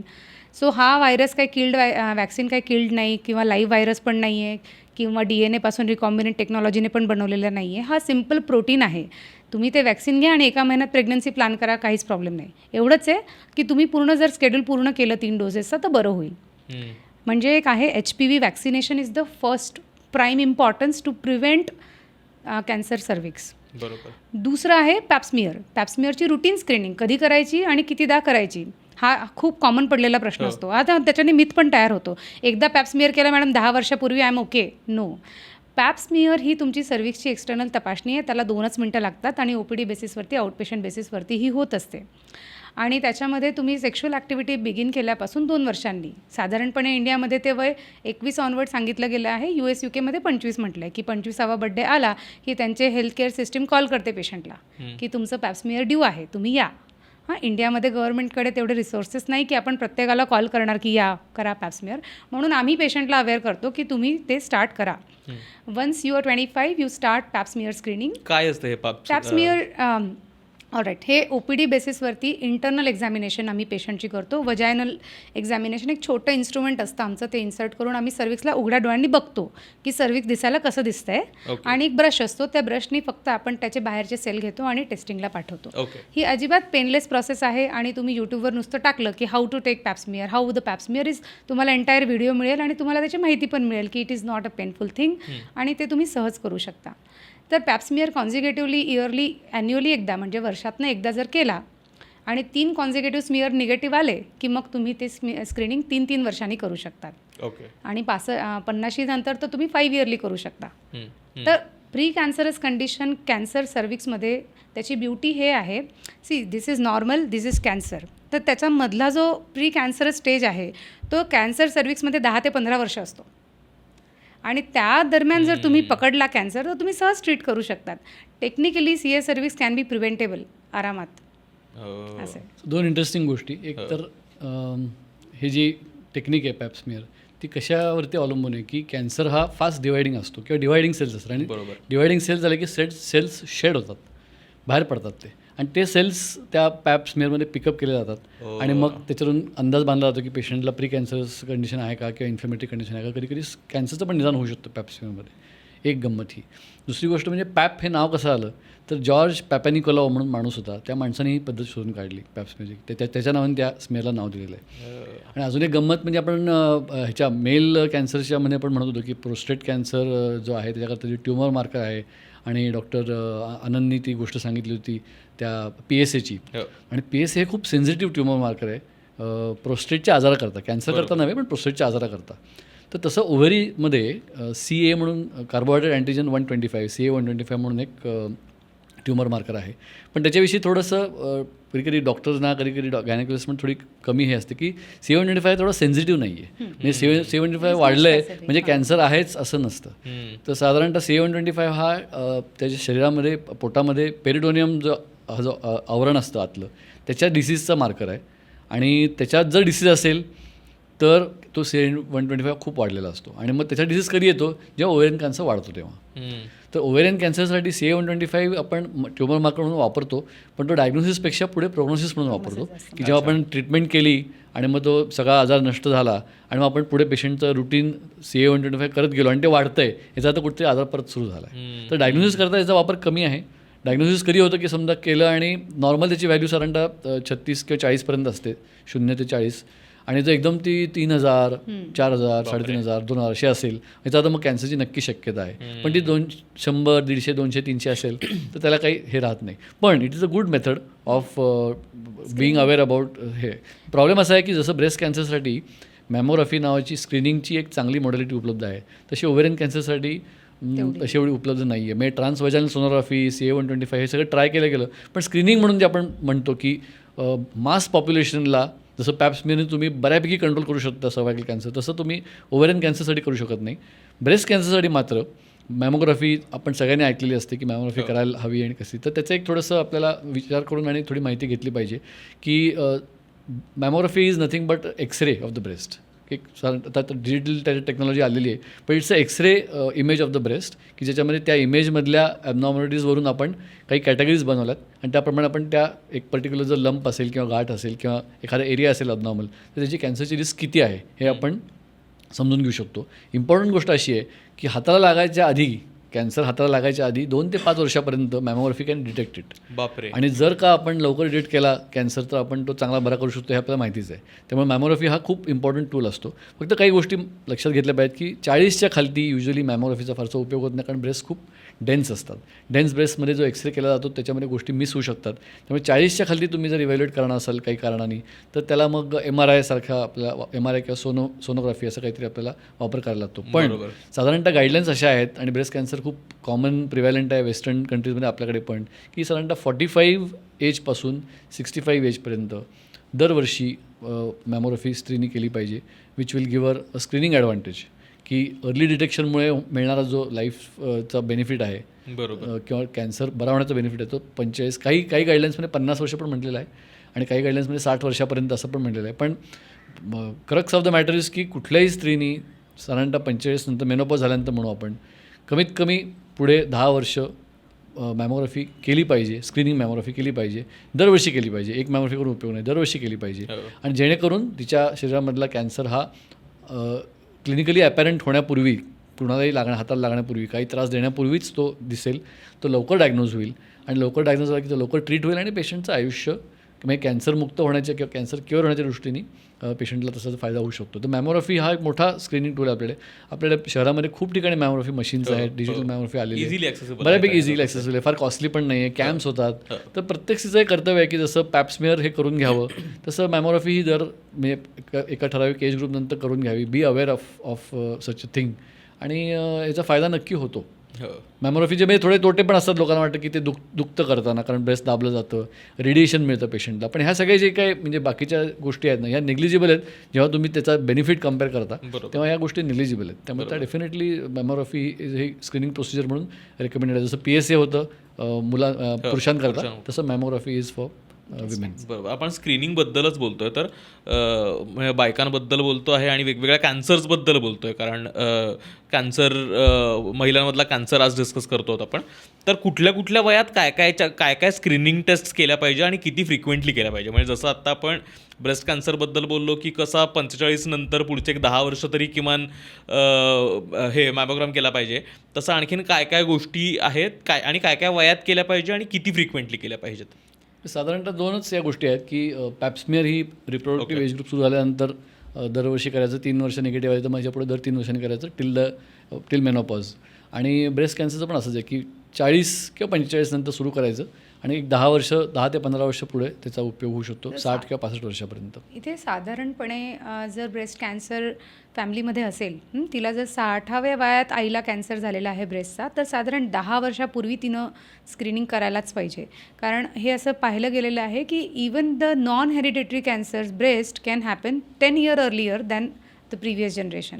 सो त्याच्यात मुद्दा अर्थ असा आहे की जे कॅन्सर्स जेनेटिकली लिंक्ड आहेत ब्रेस्ट कॅन्सरचे, त्या बायकांनी स्क्रीनिंग लवकर सुरू थोडं करावं. लवकर स्टार्ट मग त्यांना 30 स्क्रीनिंग सुरू करावं असं रेकमेंडेशन आहे. तर 30 ते 40 मॅमोग्राफीचा उपयोग होत नाही, मग यांना MRI करायला लागतो किंवा सोनोग्राफी करायला लागतो. आणि 40-45 पुढे नॉर्मल बायका ज्यांची नॉर्मल रिस्क आहे त्यांनी सुरू करावं ब्रेस्ट स्क्रीनिंग असं आहे. ज्यांची हाय रिस्कमध्ये ज्यांच्या फॅमिली हिस्ट्री आहे किंवा जेनेटिक हिस्ट्री आहे अशा सगळ्या बायका आहेत. बरोबर. आपण आता जेनेटिक्सबद्दल बोललोच, म्हणून तो लगेचच मुद्दा आपण कव्हर करूयात की जेनेटिक्सचा आणि कॅन्सरचा कितपत जवळचा संबंध आहे आणि काय पद्धतीनं ते मॅनिफेस्ट होतं. कारण आता जवळपास प्रत्येक घरांमध्ये किमान एक तरी स्त्री दिसते की ज्यांना कुणाला तरी ब्रेस्ट कॅन्सर होऊन गेलेलं आहे, काहीतरी जवळच्या नात्यांमधले आहेत. तर तसं तुम्ही म्हणजे जवळपास अर्ध्यापेक्षा जास्त पॉप्युलेशन या अर्थी तर एक्सपोज्ड असेलच, त्यांच्या फॅमिलीत केसेस तर असतीलच. तर किती मोठ्या प्रमाणात जेनेटिक्स मॅटर करतात ब्रेस्ट कॅन्सरच्या बाबतीत आणि ओव्हरऑल या सगळ्या कॅन्सरच्या बाबतीत? कॅन्सरमध्ये the ultimate root cause of cancer is some problem in the genes. म्हणजे एखाद्या पेशीच्या जीनमध्ये काहीतरी प्रॉब्लेम आला तर कॅन्सर होऊ शकतो हे आपल्याला माहिती आहे. आपण जेव्हा जेनेटिक म्हणतो तेव्हा आपल्याला ॲक्च्युली हेरिडिटरी म्हणायचं असतं, अनुवंशिक म्हणायचं असतं. तर अनुवंशिक कॅन्सर हे फॉर्च्युनेटली कमी आहेत. म्हणजे अनुवंशिक कॅन्सरचे सिंड्रोम्स असतात, म्हणजे फॅमिलीमध्ये कॅन्सर्स असतात ज्याच्यामध्ये ब्रेस्ट आहे, कोलोरेक्टल आहे, ओव्हेरियन आहे, प्रोस्टेट आहे, अनेक प्रकारचे कॅन्सर्स ट्युमर्स होऊ शकतात. असे सिंड्रोम्स आहेत काही ज्याच्यामध्ये ते सिंड्रोम्स म्हणजे ते जे जेनेटिक डिफेक्ट्स आहेत ते ट्रान्समिट होतात, आईकडून मुलीकडे किंवा वडिलांकडून मुलाकडे ट्रान्समिट होतात ते. आणि ते तसे म्हणजे त्याची टिपिकल हिस्ट्री असते, फॅमिली ट्री आणि जेनेटिसिस त्याच्यामध्ये सगळं पूर्ण 2-3 पिढ्या मागं जाऊन आपण ट्रेस करू शकतो. आणि वेगवेगळे सिंड्रोम्स, काही कॉमन काही अनकॉमन असे आयडेंटिफाय केले गेलेले आहेत. पण फॉर्च्युनेटली बरेचसे कॅन्सर्स आपण त्यांना स्पोरॅडिक कॅन्सर्स म्हणतो असे असतात की these mutations occur sporadically without any reason कम्युनिटीमध्ये होतात. आणि बऱ्याचशा कॅन्सरमध्ये कुठली फॅमिली हिस्ट्री नसते, बरेच वेळेला तर कधी काही रिस्क फॅक्टर्स पण नसतात, तरी पण कॅन्सर होऊ शकतो. सो तसंही आपण बघतो की असं होऊ शकतं. पण genetic factors are here to stay, त्या असतातच तिथे. आणि ज्या लोकांना हे जेनेटिक्स ॲबरेशन्स असतात किंवा हेरिडिटरी ट्रान्समिटेबल असतात कॅन्सर्स, त्यांच्यावर मग आपण प्रोफायलॅक्टिक सर्जरी किंवा प्रतिबंधाचा उपाय म्हणून अवयव काढून टाकणे अशा प्रकारचे, तुम्ही ते अँजेलिना जोलीचं वगैरे उदाहरण ऐकलं असेल की तिच्याकडे ती BRCA1 आणि BRCA2 म्हणून जे जीन्स आहेत ते ब्रेस्ट कॅन्सर आणि ओव्हेरियन कॅन्सरसाठी त्याचं म्हणजे ती जर जीन पॉझिटिव्ह असेल किंवा तिचं डिफेक्ट म्युटेशन पॉझिटिव्ह असेल तर ह्याचं प्रमाण 60 ते 90% असं, म्हणजे breast cancer more than 90%, ovarian cancer more than 60%. तर अशा केसेसमध्ये मग जर तुम्हाला माहिती आहे की पुढे ह्या वयात कॅन्सर होणार आणि जो लिथल ठरू शकतो, तर मग त्याचं तुम्ही उच्चाटन करण्याच्या दृष्टीने तो अवयवच का काढून टाकत नाही. तर it can be done, it is being done. की ज्यांना खूप हाय रिस्क आहे ब्रेस्ट कॅन्सरची BRCA1 BRCA2मध्ये, त्यांना जर चॉईस त्यांचा आहे आणि त्यांची जर इच्छा असेल तर प्रोफायलॅक्टिक मॅस्टेक्टमी म्हणजे ब्रेस्ट काढून टाकणे आणि रिकन्स्ट्रक्शन त्याचं करणे, किंवा उफोरेक्टमी म्हणजे दोन्ही ओव्हरीज काढून टाकणे. ऑफकोर्स याच्यामध्ये मग त्यांची फॅमिली कधी कंप्लीट होती आहे, मग त्यांचं चाइल्ड बेरिंग कधी संपतं आहे, नंतर त्यांचं बाकी एज काय आहे की त्यांना प्रिमॅच्युअर मेनोपॉजचा खूप फायदा होणे. पण जनरली 35 ते 40च्या नंतर ही सर्जरी ओव्हरी काढण्याची केली जाऊ शकते. प्रोफायलॅक्टिक मॅस्टेक्टमी तर कुठल्याही एजला केली जाऊ शकते. प्रोफायलॅक्टिक उफरेक्टमी जी आहे ती तर मिनिमल इन्व्हेजिव्ह पद्धतीनेच आम्ही करतो. कितीतरी मुली आहेत ज्यांना ट्रिपल पॉझिटिव्ह कॅन्सर आहे, ब्राकाची पण हिस्ट्री आहे आणि ओव्हरीमध्ये सिम्पल सिस्ट पण यायला लागली, तरी पेशंट खूप अँक्शियस होते की आता काय करायचं. तर बरेच कॅन्सर सर्जन आम्हाला सांगून जे मिनिमल इन्व्हेजिव्ह म्हणजे लॅप्रोस्कोपी की-होल सर्जरीतनं आपण एक डे म्हणजे एका सकाळी ॲडमिट व्हायचं, ओव्हरी रिमूव्ह करायची आणि संध्याकाळी घरी सोडायचं. या पद्धतीची सिम्पल एका दिवसाची प्रोसिजर आपण करतो.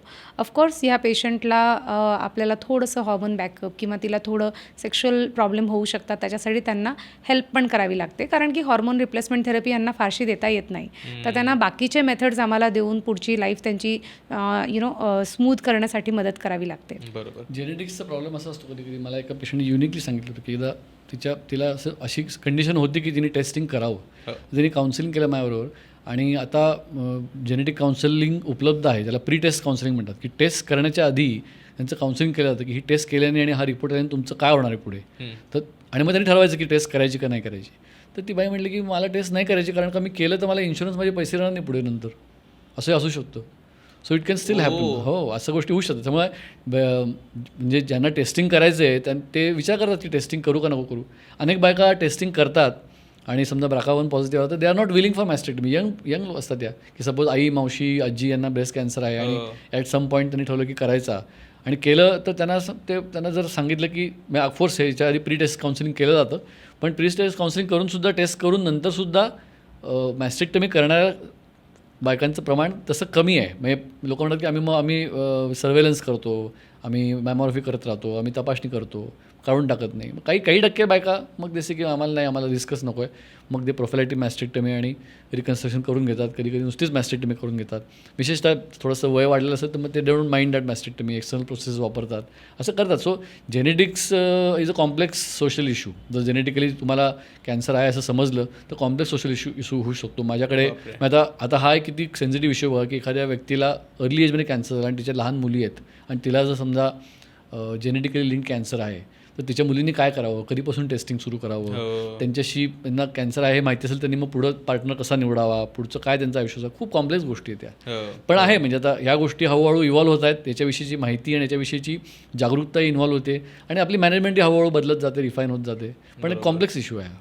बापरे, म्हणजे आता आपण ऑलरेडी मॅस्टेक्टमीपर्यंत वगैरे आलो आहे, तर या सगळ्यावरची ट्रीटमेंट काय असते? म्हणजे आपल्याला प्रायमरीली किमोथेरपी, रेडिएशन्स याच्याबद्दल माहिती आहे, आणखीन काय वेगवेगळ्या ट्रीटमेंट्स या वेगवेगळ्या कॅन्सरच्या बाबतीत असतात? ब्रेस्ट कॅन्सरबद्दल आपण बोलूया. 19व्या शतकामध्ये हाल्स्टेड नावाचा माणूस होऊन गेला, who was the pioneer of breast cancer surgery. तेव्हा ते ब्रेस्ट कॅन्सर म्हणलं की अवयव काढून टाका. मग ब्रेस्ट कॅन्सर छातीत जातो म्हटलं तर छातीचा मसल पण काढून टाका. ब्रेस्ट कॅन्सर रिबमध्ये जातो तर रिब पण काढून टाका. ब्रेस्ट कॅन्सर मानेमध्ये गाठीमध्ये जातो तर ते पण काढून टाका. असं त्यांनी केलं बरेच वर्ष आणि मग त्याचं लक्षात आलं की ह्याच्याने ब्रेस्ट कॅन्सर क्युअर होत नाही. आणि मग त्याच्यानंतर काही वर्षांनी, इनफॅक्ट जवळजवळ 100 वर्षांनी किमोथेरपीचा शोध लागला. आणि किमोथेरपी म्हणजे कॅन्सर रिलेटेड, कॅन्सरच्या अगेन्स्ट इंजेक्शन्स आपल्याला सगळ्यांना माहिती आहे. आणि नंतर रेडिएशनचा पण शोध लागला आणि ह्या सगळ्या गोष्टी आपण जॉईंटली वापरतो. पूर्वीच्या काळी जसं कॅन्सर म्हणलं की ऑर्गन काढून टाकायचा असं जे पिक्चर होतं तसं आता फॉर्च्युनेटली नाही आहे. ब्रेस्ट कॅन्सर झाला तरी बरेच अंशी, बऱ्याच प्रमाणामध्ये, in fact may be more than 80% लोकांमध्ये ब्रेस्ट वाचवता येतं, provided they are willing to take further treatment. म्हणजे आपण जर ब्रेस्ट वाचवलं, फक्तच कॅन्सरचा भाग काढून टाकला तर त्यांना पुढे रेडिएशन घ्यायला लागतं, किमोथेरपी घ्यायलाच लागतेच तशी पण. तर ह्या सगळ्या गोष्टींची तयारी असेल आणि आता उपलब्धता तर सगळीकडे झालेली आहे. तर हे सगळं करायची तयारी असेल तर ब्रेस्ट काढून टाकायची गरज नसते. विशेषतः जेव्हा कॅन्सर यंग एजमध्ये होतो तेव्हा ब्रेस्ट हा एक बॉडी इमेजचा भाग आहे, पेशंटच्या स्त्रीच्या शरीराचा भाग आहे, तो तिच्या ब्युटीचा तो भाग आहे. त्यामुळे त्यांना जर असा ऑप्शन असेल की ब्रेस्ट न काढता आणि कॅन्सरची ट्रीटमेंटची एफिकसी कमी न करता असं होणार असेल तर त्यांना ते हवंच असतं.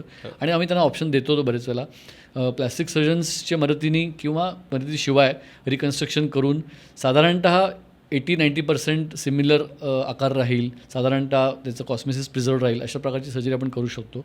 ब्रेस्ट कॅन्सरची ट्रीटमेंट प्रत्येक पेशंटची सेमच असेल असं नाही. आणि सिक्वेन्स जो असतो ट्रीटमेंटचा, ऑपरेशन, किमोथेरपी, रेडिएशन, हा सिक्वेन्स प्रत्येक वेळेला वेगवेगळा असू शकतो.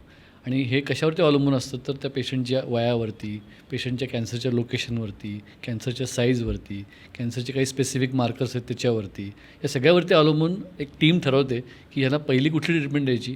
काही लोकांचं पहिलं ऑपरेशन होतं, काही लोकांना पहिली किमोथेरपी मिळते, युजली रेडिएशन हे नंतर मिळतं. ओके. सो आणि रिकन्स्ट्रक्शन काही लोकांना केलं जातं, काही लोकांना नाही केलं जात. काही लोकांना मॅस्टेक्टमी ऑफर केली जाते, ॲडवाईस केली जाते, काही लोकांना ब्रेस्ट कॉन्झर्वेशन ॲडवाईस केलं जातं. तर जे ज्याच्याकरता योग्य आहे ती ट्रीटमेंट त्याला, मग आपण त्याला कस्टमायझेशन म्हणू शकतो, असं आपण करू शकतो याच्यामध्ये. आणि आपण सर्व वयोगटातल्या स्त्रियांचा विचार करून त्यांना जे सुटेबल आहे, त्या बाईला जे पॉसिबल आहे. कधी कधी पेशंट आम्हाला म्हणतात की तुम्ही सुचवा आम्हाला, आम्ही काय करू. मग आम्ही त्यांना सांगू शकतो, आधी त्यांना सगळ्या ऑप्शन्सची कल्पना देतो, एक्सप्लेन करतो आणि मग they can choose out of it की जे कॉस्मेटिकली चांगलं आहे. एखादी तरुण व्यक्ती ते चूज करते, एखादी मध्यमवयी व्यक्ती म्हणते की ओके करू थोडंसं पण फार जास्ती नको, मला जास्ती दिवस कामापासून लांब जायचं नाही आहे. एखादी वृद्ध व्यक्ती म्हणते की मला फार वेळा हॉस्पिटल यायला लावू नका, एकदाच काय करायचं ते करून टाका, मी पुढं काही करणार नाही. सो अशा प्रत्येक प्रकारची आपल्याला टेलरमेड ट्रीटमेंट द्यायला लागते ब्रेस्ट कॅन्सरमध्ये. ओव्हेरियन कॅन्सरमध्ये पण तसंच आहे. बरेच ओव्हेरियन कॅन्सर्स हे दुर्दैवाने ॲडव्हान्स स्टेजमध्ये प्रेझेंट होतात. याचं कारण की ते लवकर लक्षात येत नाहीत. आणि ॲडव्हान्स स्टेजमध्ये म्हणजे पोटामध्ये पाणी निर्माण होतं. पोटामध्ये पाणी निर्माण झालं की ती कॅन्सरची 3री स्टेज आली असं होतं. अशा ह्याच्यामध्ये ऑपरेशन करणं कधी कधी शक्य असतं, पण ते ॲडवायजेबल नसतं. कारण का की ऑपरेशन नीट होत नाही, सर्व आजार नीट निघत नाही, ऑपरेशन झाल्यानंतर नीट जखमेचं हिलिंग होत नाही. तर याच्यामध्ये मग ॲडवाईस केलं जातं की सुरुवातीला किमोथेरपी घ्यावी.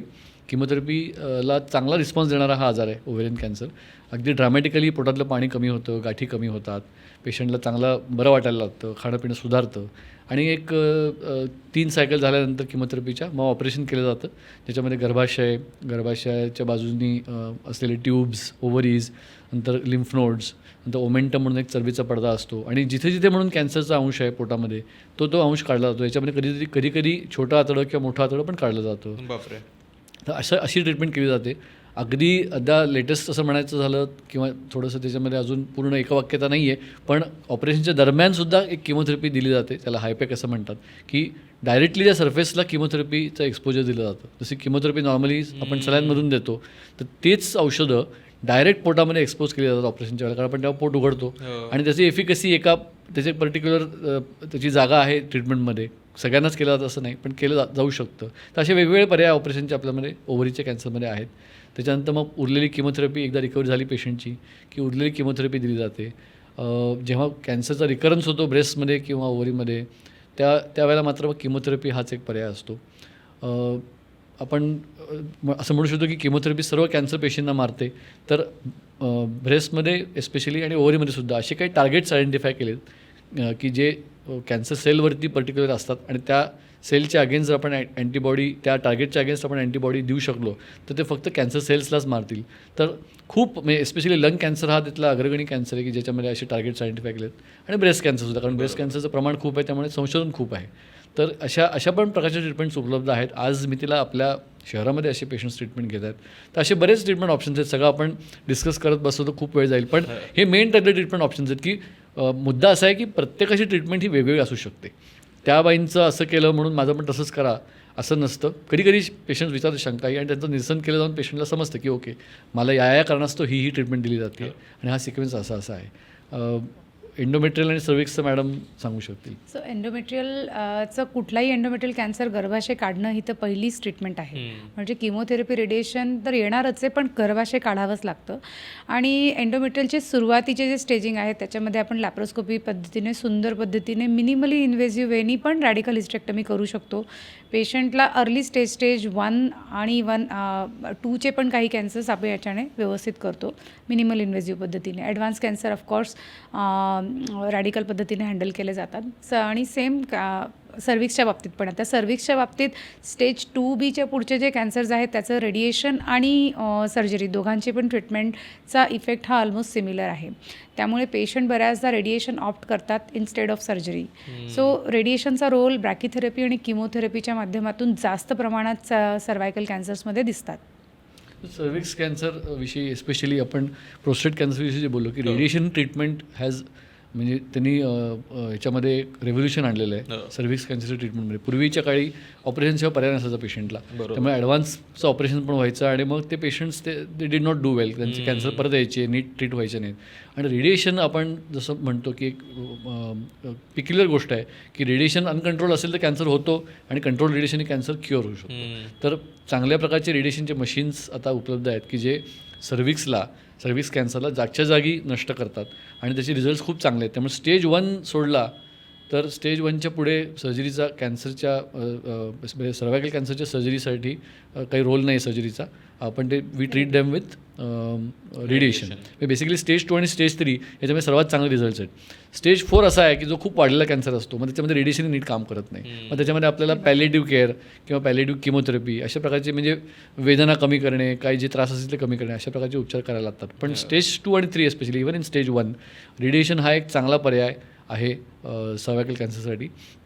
अजून एक गोष्ट आपल्याला याच्यामध्ये थोडीशी बघितली पाहिजे की आता कॅन्सर होण्याचं एज कमी होत चाललं आहे. एस्पेशली ब्रेस्ट कॅन्सरचं एज पण कमी झालं आहे आणि मुलं होण्याचं एज लेट होत चाललं आहे. सो असं ॲट अ पॉईंट होऊ शकतं की पेशंटला ब्रेस्ट कॅन्सर आहे आणि तिला अजून तिचं फॅमिली कंप्लीट झालेलं नाही आहे किंवा तिला शी वॉन्ट्स फर्दर प्रेग्नन्सी. तर ह्याच्यामध्ये मुद्दा असा असतो की किमोथेरपी ही समटाईम्स ओव्हरीला थोडी घातक ठरते आणि साधारणतः 20% बायकांमध्ये ओव्हरियन फंक्शन पूर्णपणे थांबू शकतं आफ्टर किमोथेरपी. सो ज्या पेशंट्सना पुढे फर्टिलिटीची इच्छा आहे, पुढे मुलं होण्याची इच्छा आहे, त्या पेशंट्सना आधी काउन्सिलिंग करून त्यांचं स्त्रीबीज म्हणजे ओव्हरी प्रिझर्व करणे किंवा ओव्हरीन टिश्यू प्रिझर्व करणे किंवा कधीकधी एम्ब्रिओ बनवून तो प्रिझर्व करणे अशा गोष्टी पण केल्या जाऊ शकतात. आता ते उपलब्ध आहे, पेशंट्स अवेअर आहेत, डॉक्टरनीसुद्धा अवेअर असलं पाहिजे त्यासाठी. आणि ब्रेस्ट कॅन्सरची ट्रीटमेंट आपण हॅम्पर करत नाही, पण फ्युचरमध्ये आणि हे पेशंट बरे पण होतात. आता नवीन नवीन उपचार पद्धती आहेत, चांगले चांगले उपचार व्यवस्थित झाले, पेशंट चांगले होतात. त्यामुळे त्यांना पुढे हा चान्स मिळतो की त्यांना आपली फॅमिली व्हावी, त्यांची मुलं स्वतःची व्हावीत. दुर्दैवाने ओव्हेरियन किंवा एंडोमेट्रियल कॅन्सरमध्ये हा चान्स मिळण्याची शक्यता कमी असते. जसं मगाशी मॅडम म्हणल्या की कित्येक वेळेला इन्फर्टिलिटी ट्रीटमेंट करायला लोक येतात आणि त्यांना ओव्हेरियन कॅन्सर निघतो. हा दुर्दैवाची गोष्ट आहे. असे पेशंट्स कमी असतात पण डेफिनेटली असतात. ओव्हेरियन कॅन्सर हा जनरली 40-45 पुढं होतो, पण क्वचित प्रसंगी हा लवकरही दिसून आलेला आहे आणि त्याच्यामध्ये मग प्रॉब्लेम आहे. तिसरी अजून एक पिक्युलर गोष्ट आहे की एक वेगळ्या प्रकारचे जर्मसेल ट्युमर्स म्हणून असतात. ते वेगळ्या प्रकारचे कॅन्सर आहेत, यंगर एज ग्रुपमध्येच ते असतात. जसे ते मुलींमध्ये ओव्हरीमध्ये होतात तसे मुलांमध्ये ते टेस्टिसमध्ये होतात. आणि त्याच्यामध्ये मग डेफिनेटली, कारण ही मुलगी 10-15 वर्षाची असते, 17 वर्षाची असते, तिचं पुढं अख्खं आयुष्य तिचं पुरलेलं असतं. तर त्याच्यामध्ये डेफिनेटली असा विचार करायला लागतो की आपण याची ट्रीटमेंट करताना तिचं युट्रस प्रिझर्व करता येईल का, तिची एक तरी ओव्हरी प्रिझर्व करता येईल का, आणि समजा नसेल येत तर मग तिला काय पुढे ऑप्शन्स असू शकतील, ह्या सगळ्याचा विचार करायला लागतो. जसं कॅन्सरची ट्रीटमेंट ॲडव्हान्स झाली आहे, कॅन्सरचं सर्वायवल इम्प्रूव्ह झाले, तसं कॉस्मेसिस आणि फर्टिलिटी हे दोन ज्या महत्त्वाच्या गोष्टी आहेत पर्सनली स्त्री करता, त्याचा विचार आपण करतो याच्यामध्ये. तर याच्यात एक ॲड ऑन पण करीन. बरेचदा हे किमोथेरपी जे सर म्हणालात त्याच्याने भरपूर 20 ते 30% मुलींना अर्ली मेनोपॉज येतो आणि हे येणार आहे त्यांची कल्पना आम्ही ॲज अ हेल्थकेअर प्रोव्हायडर आधीच टेबलवरती चर्चा करतो की वी हॅव प्लान्ड, आपण हे असं चर्चा किंवा ट्रीटमेंट आपण डिसाईड केलेली आहे. सर्जरीचे हे प्रॉब्लेम असू शकतात, किमोथेरपीनंतर तुम्हाला हे प्रॉब्लेम येऊ शकतात. तर हे आधीच डिस्कशन होतं आणि पेशंटला तिला जे काही होणार आहे पुढे त्याची म्हणजे कल्पना आधीच दिलेली असते. त्यांना हे पण ऑप्शन दिले जातात की काही मुलींना ऊसाईट फ्रीजिंग, म्हणजे ज्यांचं लग्न नाही झालं आहे, पार्टनर आयडेंटिफाईड नाही आहे, त्यांना आम्ही IVF पद्धतीने केवळ त्यांचे बीज गोळा करतो आणि फ्रीज करून ठेवतो, जे लाईफ लाँग फ्रीज राहू शकतात. ज्यांचे पार्टनर आयडेंटिफाय आहेत त्यांचे त्या एग्सपासून बेबी बनवून बेबी फ्रीज करून ठेवता येतात. जर मुलगी खूप लहान आहे, यंग आहे, फॉर एक्झाम्पल 9-10 इयर्स, की जिची अजून प्युबर्टी देखील आलेली नाही आहे, त्यांचे आम्ही ओव्हॅरियन टिश्यू क्रायो प्रिझर्व करून ठेवू शकतो. म्हणजे ओव्हरी जी चांगली आहे तिचे आम्ही छोट्या छोट्या स्ट्रिप करून देखील फ्रोझन करून ठेवू शकतो. आणि जेव्हा केव्हा पेशंट मोठी होईल आणि लग्नासाठी तयार होईल तेव्हा ते जे काही टिश्यू काढला आहे तो आम्ही पुन्हा तिला ट्रान्सप्लांट करून त्याच्यापासून तिला फर्टिलिटी मिळू शकते. सो अतिशय ॲडव्हान्स. आणि हे काही केवळ US UK गोष्ट नाही आहे, इंडियामध्ये देखील कितीतरी IVF सेंटर्स आमच्याकडे आहेत की जिथे आम्ही हे सक्सेसफुली केलेले आहेत. आणि जिथे कॅन्सर इन्स्टिट्यूट आहे तिथे ही सायमल्टेनियस ट्रीटमेंट दिलीच जाते. या सगळ्यातनं म्हणजे मला एक कायम असा प्रश्न पडतो की या ट्रीटमेंटमधनं जाताना म्हणजे काय, जरी ते ब्रेस्ट कॅन्सर रिलेटेड काहीतरी असेल की जिथे तुमचं ब्रेस्ट काढून टाकण्याची शक्यता आहे, किंवा ओव्हेरियन कॅन्सर आहे जिथे तुम्हाला तुमची ओव्हरीजच काढून टाकली जाणार आहे, जिथे बाळ होण्याची शक्यताच कदाचित निघून जाणार आहे, हे सगळं इतकं ते जास्त म्हणजे ज्याला आपण सोशली स्त्रीत्व ज्याला म्हणतो त्याच्यासोबत ज्या गोष्टी जोडलेल्या आहेत ना, म्हणजे बायकांसाठी कदाचित या आयडेंटिटीचा मुद्दा असू शकतात. म्हणजे कदाचित एखाद्या पुरुषाला झालेला हेअर लॉस आणि या सगळ्या प्रोसेसमधनं किमोथेरपीमधनं इतर कुठलाही कॅन्सरचा ट्रीट करताना होणारा हेअर लॉस, तर त्या बाईला जो हेअर लॉस होतो आहे त्यातनं जो तिला मानसिक त्रास होणार आहे, ट्रॉमा होणार आहे, आणि मग जर ब्रेस्ट काढावं लागलं किंवा ओव्हरी काढायला लागली तर या सगळ्यातनं जाताना मानसिकदृष्ट्या सुद्धा काय मदत लागू शकते आणि काय काय धांदल उडू शकते याच्याबद्दल थोडं बोललं. बेसिकली असं म्हणतात ना की स्त्री शिकली की ती घरदाराला शिकवते किंवा पुढे नेते, तसं स्त्री आजारी पडली की ते घरदारच आजारी पडतं. आणि हे फॅक्ट आहे की स्त्री ही म्हणजे बायका ह्या मल्टीटास्कर्स असतात. अनेक आघाडीवर ते काम करतात, घराच्या आघाडीवरती, मुलांच्या आघाडीवरती, स्वतःच्या पर्सनल आघाडीवरती. काही करिअर विमेन असतात आणि सगळ्या करणाऱ्या बायका आहेत आपल्याकडे. आणि लेट अस ॲक्सेप्ट, आपण पुरुष आपल्याला ॲक्सेप्ट केलं पाहिजे की बायका या सुपिरियर बिंग्स आहेत, they do lot of things. तर तेव्हा जेव्हा असं होतं की एखादी बाई ह्याच्यातली कुटुंबातली आजारी पडते आणि तिला लॉंग ड्युरेशन ट्रीटमेंट घ्यायला लागते, तेव्हा ते कुटुंबच थोडंसं असं पॅरलायझसारखं होतं. आणि त्यावेळेला कुटुंबातल्या इतर सदस्यांचं कर्तव्य आहे आणि आता हे प्रामुख्याने शहरामध्ये दिसतं चांगलं की असं बाई आहे म्हणून ते निग्लेक्ट होते, असं होत नाही. सगळ्या प्रकारची ट्रीटमेंट त्याला उपलब्ध असते, सपोर्ट उपलब्ध असतो. जनरली आपण असं म्हणूया की आडवयात होणारे आजार जे आहेत ना, म्हणजे 40 ते 50 किंवा 50 ते 55 याच्यात जेव्हा अर्धवट स्थितीला कुटुंब असतं, मुलांची शिक्षणं जस्ट होत आलेली असतात किंवा काही मुलं लहान असतात, कोणाचे लग्न व्हायचे असतात किंवा करिअर जस्ट सुरू होत आलं असतं आणि त्याच वेळेला कॅन्सर झाला तर थोडीशी अवघड अवस्था असते. पण अशा वेळेला पार्टनरचा सपोर्ट, कुटुंबाचा सपोर्ट फार महत्त्वाचा असतो. आणि आपल्याला दिसतं हे की कुटुंब आणि त्यांच्या मैत्रिणी असतील, त्यांचे नातेवाईक असतील, त्यांचे पार्टनर्स असतील, मुलं हे सपोर्ट करताना दिसतात. आणि आता तर आणखी एक नवीन कन्सेप्ट आलेला की जे केअर गिव्हर्स आहेत त्यांच्याकरताही सपोर्ट आवश्यक आहे, कारण त्यांच्याही मानसिक स्थितीचा विचार केला पाहिजे आपण की बाबा एखादा पुरुष आहे तो सगळ्या आघाडीवर लढतो आहे आणि बायकोचे किमोथेरपीचे व्हिजिट्स हँडल करतो आहे, स्वतःचं काम बघतो आहे, मुलांचं बघतो आहे, त्यालाही सपोर्ट लागतो. तर त्याच्याकरताही हे आयडेंटिफाय होऊन असं काही काही गोष्टी होऊ शकतात. बऱ्याच वेळा आम्ही बघतो की हॉस्पिटलच्या ओपीडीमध्ये बाहेर बसलेले पेशंट्स असतात, अशी कुटुंब, अनोळखी कुटुंब एकमेकांशी बोलतात, तुमचं काय, आमचं काय, तुमचा कुठला रिपोर्ट, तुमची काय केमो चालली आहे, तुमचं हे कधी ऑपरेशन झालं का, आमचं कधी, आणि ती एकमेकांना प्रचंड प्रमाणात सपोर्ट देतात. म्हणजे नोईंगली पेशंट्स एकमेकांना सपोर्ट करतात. शेवटी माणसाची प्रवृत्ती आहे की तो रीच आउट करतो दुसऱ्याला, आणि पेशंट्स आणि हॉस्पिटलमध्ये तर हे डेफिनेटली दिसून येतं. आमच्या अजून अनेक वेळा असं होतं की एखादं ऑपरेशन असलं किंवा एखादी ट्रीटमेंट असते, पेशंट तयार नसतो, तेव्हा त्याला जर दुसऱ्या एखाद्या सिमिलर पेशंटला भेटून दिलं तर तो पेशंट त्या नवीन पेशंटला कन्व्हिन्स करतो की आता हे काही प्रॉब्लेम नाही, माझं पण झालं, डॉक्टरने केलं किंवा दुसऱ्या डॉक्टरने केलं, चांगलं झालं, काही नाही होत, तुम्ही करून घ्या, पुढे अनेक गोष्टी होतात. आणि त्याच्यासारखं कन्व्हिन्स करणारा दुसरा उपाय नाही. तर हे सगळे सपोर्ट, आता शेवटी आपण माणसं आहोत आणि माणसाने एकमेकांना सपोर्ट करणं हेच आपलं माणूसपण आहे. तर त्यामुळे सपोर्ट तर होत राहतोच. आणि पूर्वीसारखं की तर बाई आहे तर तिला टाकून द्या आणि हे करा असं दिसत नाही. खेडेगावातली माणसंसुद्धा येतात, शहरापर्यंत येतात, ट्रीटमेंट घेतात, त्यांचे बरेच काय काय सपोर्ट सिस्टीम्स असतात, कुठल्या ना कुठल्या प्रकारे आर्थिक मानसिक सपोर्ट ते मिळवतात. आणि हा मोठा पॉईंट आहे, मोठा मुद्दा आहे. आणि कॅन्सर हा जरी अजून बोलण्यामध्ये थोडासा टॅबू विषय असला तरी तर शहरामध्ये अनेक सेलिब्रिटींना कॅन्सर होतो, ते मिरवतात ते कॅन्सर झाला. काही लोक ते एक मध्ये होती व्यक्ती, आय थिंक उपचाराचे फोटो टाकत होते इंस्टाग्रामवर किंवा असं ते. तर आता it is no longer a taboo. Cancer होणे काही तुम्ही गेल्या जन्मीचं पाप नाही आहे किंवा तुम्ही काहीतरी केलं म्हणून झालं कॅन्सर, असं नाही आहे. अशी आता जनमानसात असा समज आहे, तर झाला कॅन्सर, ती ट्रीटमेंट पण होऊ शकते, तो चांगलाही होऊ शकतो. अशी आता हळूहळू का होईना जनजागृती व्हायला लागली आहे की कॅन्सरला घाबरून लोक घरी बसत नाहीत, ट्रीटमेंटला येतात, ट्रीटमेंटचा चान्स घेतात, बरीचशी लोक बरी होतात. तर हा एक चांगला आपला, म्हणजे आपण म्हणू की सशक्त समाज झालेला आहे आपला त्या दृष्टीने, म्हणजे विचारांच्या दृष्टीने. कॅन्सरच्या प्रती जो अप्रोच आहे तो समाजाचा आता चांगला झालेला आहे असं मला वाटतं. पण ऑफकोर्स ही गरज आहे, हे नाकारून चालणार नाही. कम्युनिकेशन इज अ की. तुम्हाला पेशंट भरपूर प्रॉब्लेममधून जात असते आणि पार्टनर देखील भरपूर प्रॉब्लेममधून जात असतो. कॅन्सरच्या फिजिकल आणि इमोशनल दोन्ही बाबी तुम्ही म्हणालात तसं एकदम ट्रू आहे की फिजिकल म्हणजे प्रॉपर सर्जरीतून पेशंटला पास व्हायचं आहे, शरीरातला एक अवयव काढायचा आहे, खूप सारे लाईफमध्ये चेंजेस येणार आहेत, बदल होणार आहेत. त्याच्या जोडीला फायनान्शियल प्रेशर, इमोशनल प्रेशर, माझ्या मुलांचं माझ्यानंतर कसं होईल, आणि रिलेशनशिप आधीसारखं नाही राहिलेलं, बेडरूमची आता कंडिशन आधीसारखी नाही राहिलेली, आमच्या दोघांची केमिस्ट्री आता चेंज झाली आहे, असे बरेच सारे सायकोलॉजिकल आणि emotional issue both partners face करत असतात. आणि जी स्त्री असते ती बऱ्याचदा नवऱ्याला तिला काही वाटत पण नसेल, even if she is क्युअर्ड with the disease, म्हणजे तिचं कॅन्सर आता बरा झालेला आहे, तिची किमोथेरपी संपलेली आहे, आजाराचा आता काही लवलेश नाही आहे, तरी देखील त्यांच्यातले सेक्शुअल रिलेशन किंवा त्यांच्यातली आधीची केमिस्ट्री ही परत येत नाही, कारण की तिला भीती वाटते की हा काय विचार करेल, एवढ्या मोठ्या कॅन्सरमधून बरी झाली आणि ही सेक्सबद्दल कशी बोलते.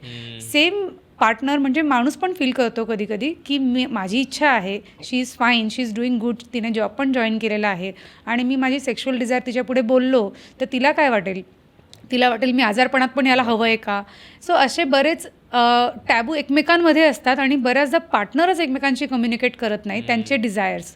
सो फर्स्ट ऑफ ऑल सगळ्या पेशंटना मी आणि त्यांच्या पार्टनरना पण सांगते की तुम्ही पहिला प्रथम एकमेकांना बोला, सांगा, तुम्हाला पूर्ण अधिकार आहे तुमचे डिझायर व्यक्त करण्याचा आणि लाईफ जगायचा. कॅन्सर झाला, तो एक वाईट आपल्या लाईफमधली फेज होऊन गेली, आपण त्याला ओव्हरकम केलेलं आहे. आता पुढची लाईफ आपण नव्या झीलनी सुरू करायला हवी आणि नवीन गोष्टी एक्सप्लोअर करायला हव्या. ऑफकोर्स ट्रीटमेंट साईड इफेक्ट आहेत, मेनोपॉज लवकर आलेला आहे, ड्रायनेस आलेला आहे, ऑर्गन्स पूर्ववत नाही राहिलेले आहेत, सेक्शुअल इंटिमेसीचे जे काही ऑर्गन्स आहेत ते चेंज झालेले आहेत. फेमिनिझममधल्या एक ब्रेस्ट आहे, दुसरी नाही आहे, त्यामुळे पार्टनर काय विचार करेल, मी कुरूप दिसते का, असे बरेच पेशंटला प्रश्न असतात आणि हे ते डॉक्टरांना देखील विचारायला घाबरतात की डॉक्टर काय विचार करेल, की I want to become a good patient, मला चांगली पेशंट असं म्हणून इमेज पाहिजे. सो पेशंट डॉक्टरांशी पण कम्युनिकेट करत नाही. सो ह्या सगळ्या गोष्टींना एक थोड्या पुढच्या टप्प्यावरती जाऊन व्यवस्थित पद्धतीने एक्सप्लोअर करायला पाहिजे. आणि पेशंटनी जेव्हा कम्युनिकेट केलं डॉक्टरांकडे, तर आमच्यासारखे जे सेक्शुअल एक्सपर्ट आहेत ते त्यांना वेळोवेळी हेल्प करू शकतात की कुठले कुठले वेरियस नॉन हॉर्मोनल मॅनेजमेंट आहेत की ज्यांच्यामुळे त्यांची जे वैवाहिक लाईफ आहे, त्यांचे शारीरिक संबंध आहेत ते बेटर आणि स्मूथ होऊ शकतील आणि ते लाईफला नव्या झीलने एन्जॉय करू शकतील. So communication is equally needed as that of support. आणि एक म्हणजे परिणामांच्या बाबतीत आपण बोलत होतो, तर जे कॉन्ट्रासेप्टिव्ह पिल्स असतात त्या कॉन्ट्रासेप्टिव्ह पिल्समुळे म्हणजे त्या कॉन्ट्रासेप्टिव्ह पिल्सचा आणि कॅन्सरचा असं काही कोरिलेशन आहे का? हां, खूप चांगला मुद्दा विचारला आपण, कारण आपण आत्ताच बोलत होतो की कॅन्सर हे हॉर्मोनल इम्बॅलन्समुळे होत आहेत. सो ओरल कॉन्ट्रासेप्टिव्ह पिल हे हॉर्मोनलच पिल आहेत. तर गाईडलाईन्स अकॉर्डिंग टू गाईडलाईन्स जर ओरल कॉन्ट्रासेप्टिव्ह पिल्स तुम्ही 5 वर्षापर्यंत कंटिन्युअस घेत आहात तर त्याच्यानंतर त्याला स्टॉप करणं गरजेचं आहे, कारण त्यापुढे त्याची रिस्क कॅन्सर सर्व्हिक्ससाठी वाढायला लागते. त्यामुळे जर तुम्हाला स्पेसिंग हवी आहे मुलांमध्ये, तुम्ही 1 किंवा 2 वर्षासाठी कंटिन्युअस ओरल कॉन्ट्रासेप्टिव्ह पिल घेताय, 3 वर्ष पण घेताय, तर त्याच्याने तुमच्या शरीरावरती कुठलाही निगेटिव्ह परिणाम होणार नाही आहे. जुन्या काळातले ओरल कॉन्ट्रासेप्टिव्ह पिल हाय डोसेसचे असायचे, आता लो डोस ओसी पिल्स आहेत, त्यामुळे असंही डोस कमी जातं. दुसरी गोष्ट, कॅन्सर ओव्हरीसाठी तर प्रोटेक्शन मिळतं, म्हणजे ओरल कॉन्ट्रासेप्टिव्ह पिल यूज केलेल्या महिलाला ओव्हरीचा कॅन्सर होण्याची शक्यता कमी राहते. तिसरं, जे पिरियड पोस्टपोन करण्याच्या गोळ्या असतात, तो पण खूप कॉमनली विचारणारा प्रश्न आहे. पेशंट म्हणते, मॅडम मी ते पिरियड पोस्टपोन करण्याच्या गोळ्या घेतल्या तेव्हापासून माझे पाळीचे प्रॉब्लेमच सुरू झाले, मला असं झालं.